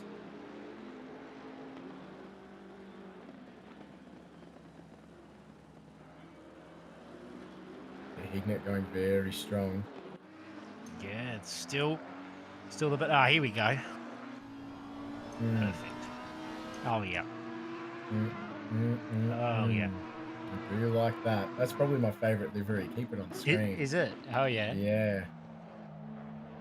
Oh, that McLaren's getting very close to the rear. I'm more watching that than the actual livery. Oh yeah. Ask and you shall receive, Braden. Oh my lord. Has anyone got a bucket for Braden? If anyone makes a really cool overtake at this point in the race, and they go back and watch the Yeah, technology, go they go. capture Oh, it, was I on and they look screen? at this. This is what it is. This is Oh, the disappointment would be immense. Yeah, that's The day would be ruined. Not happy about this. this car. Congrats to this car for winning livery of the week. Yep, that's definitely Braden's livery of the week. There it is. Come back next week to find out what his livery of the week is for next week. You know what? I have a sneaking No. suspicion. I could be totally wrong here. I reckon that car might win livery of the week next week as well. Got a feeling. Not so sure. Or Chris Taylor, 10-second time penalty, lap 14. That was, what's that? Math's good. 2 laps ago. Yep, 2 laps ago, 3 laps ago. Yeah, two laps. I do good math, so might have been just a little bit of tap. 10 seconds probably spun someone. Hignet's pulling. Hogarth though. Burrs really using all of the inside lines that he can, try and gain the time. Half a second in the last sector timing thing on the bob. We'll see what it is in the next one. Pure professionalism. Oh, it's great. See where it is. So it's nearly a second, so Hignet's really pulled out that gap. New on 3.4. Burrs doesn't have anything to worry about. He's hit all that curve. I think all 4 wheels, if not 3, were off the ground there. That's pretty solid stuff. 4 minutes to go in this race, so say there's probably 2 more laps in it. Yeah, it's one of those circuits where it feels like you're on the second last lap, but really you're not. You're on the 4th last lap. There's a lot to go. It's a short circuit, roughly a minute 28 to 29 for the lap. I know we had far too many laps in our wet race when the track dried up. That rejoin is probably the wets that were sitting at about 35 psi, which is far too much. I think they're going to get 3 laps in. I have no idea what you're on about. Jacob Steele, drive through for dangerous driving on lap 15. That was now just coming up to 2 laps ago. Yeah, possible rejoin infringement, or may even be a little bit of moving under braking. However, that's a pretty hefty one, so may have been a little bit of a naughty boy for a drive through. I think moving under braking wouldn't be that harsh. The stewards obviously saw something that they did not like at all, and they're not going to give it a slap on the wrist. Jump back to Juwong. Juwong just trying to clear Weatherburn now.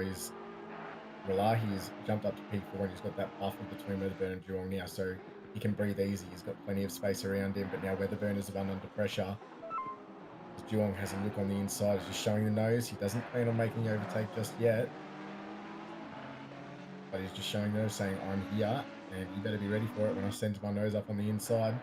He's come across. Chicane is not the place to do it. That rejoin is probably the worst thing I've ever You see seen. Weatherburn getting a little bit spooked and just taking odd lines into the front, trying to defend that, but also being a little bit cautious.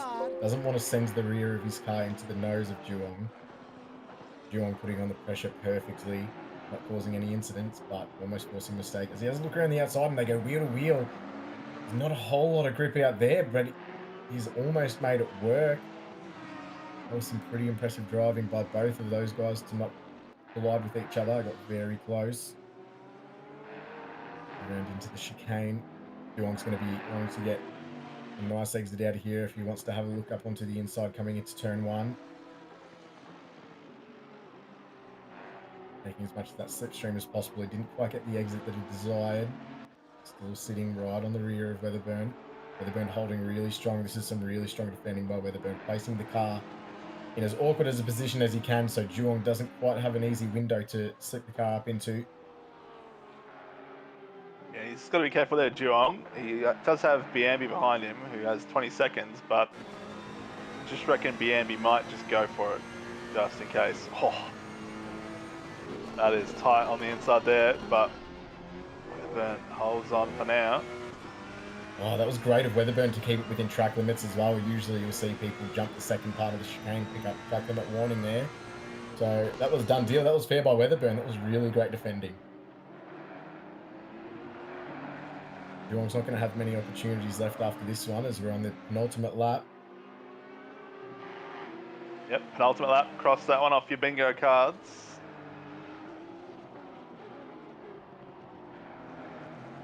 Hignet's pulled out a really nice and healthy gap from Burst as well. 1.5 seconds the margin between those two. So if Hignett can keep it together and have a clean lap, then that may as well be a done deal. Pending he has enough fuel in the tank as well. You can't rule everything out. Yeah, so last lap Hignett, 1.2 ahead of Burrs. Needs to be a big mistake from Hignett if Burrs is going to have a chance at winning this. 5 seconds from Burrs to Nguyen Duong. He is going to try and get past Weatherburn on the last lap. 2 tenths between them. Biambi's got a 20-second penalty racked up there. So he's going to drop down. Oh, God. Down to probably P... Oh. Oh, that's okay. the off rallycross line.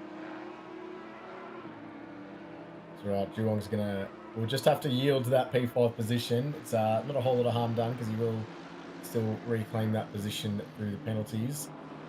Yeah, obviously not ideal. He wanted to fight to the end for this one, but he's just going to have to settle P6, P7 rather. Sorry, yeah, P6. I was right the first time.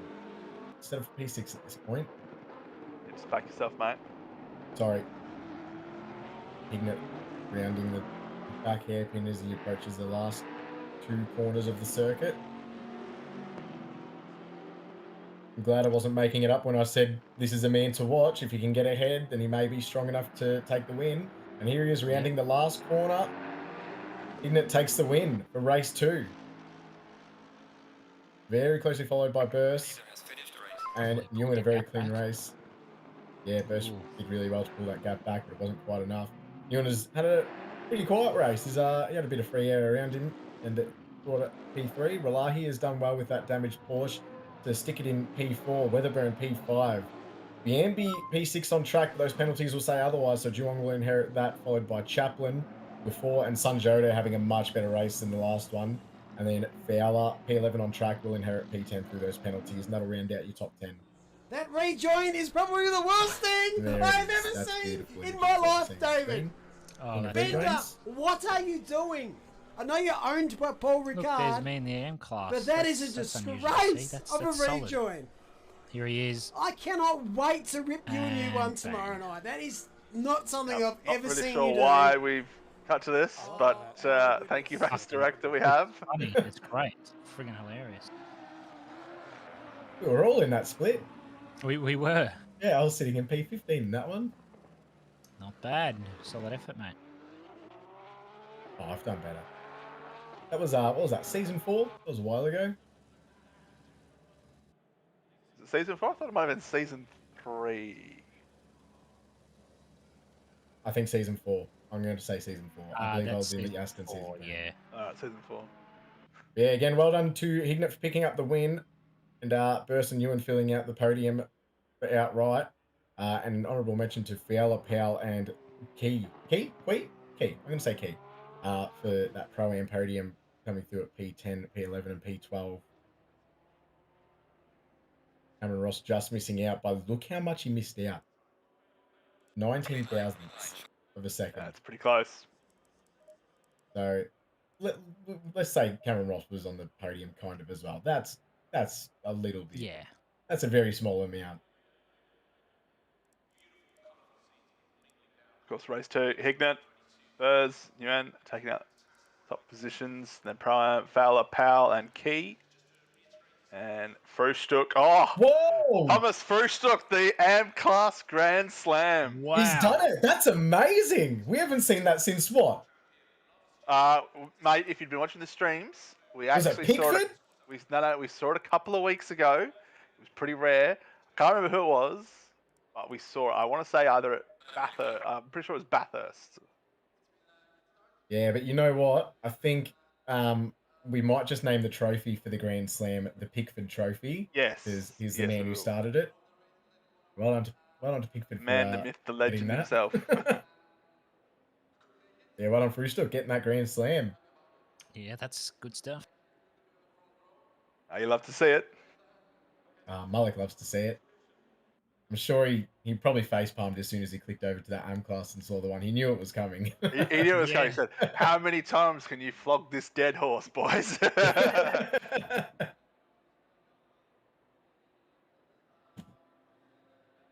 So, surprisingly, split green, despite the dry races compared to split yellow. Let's come across.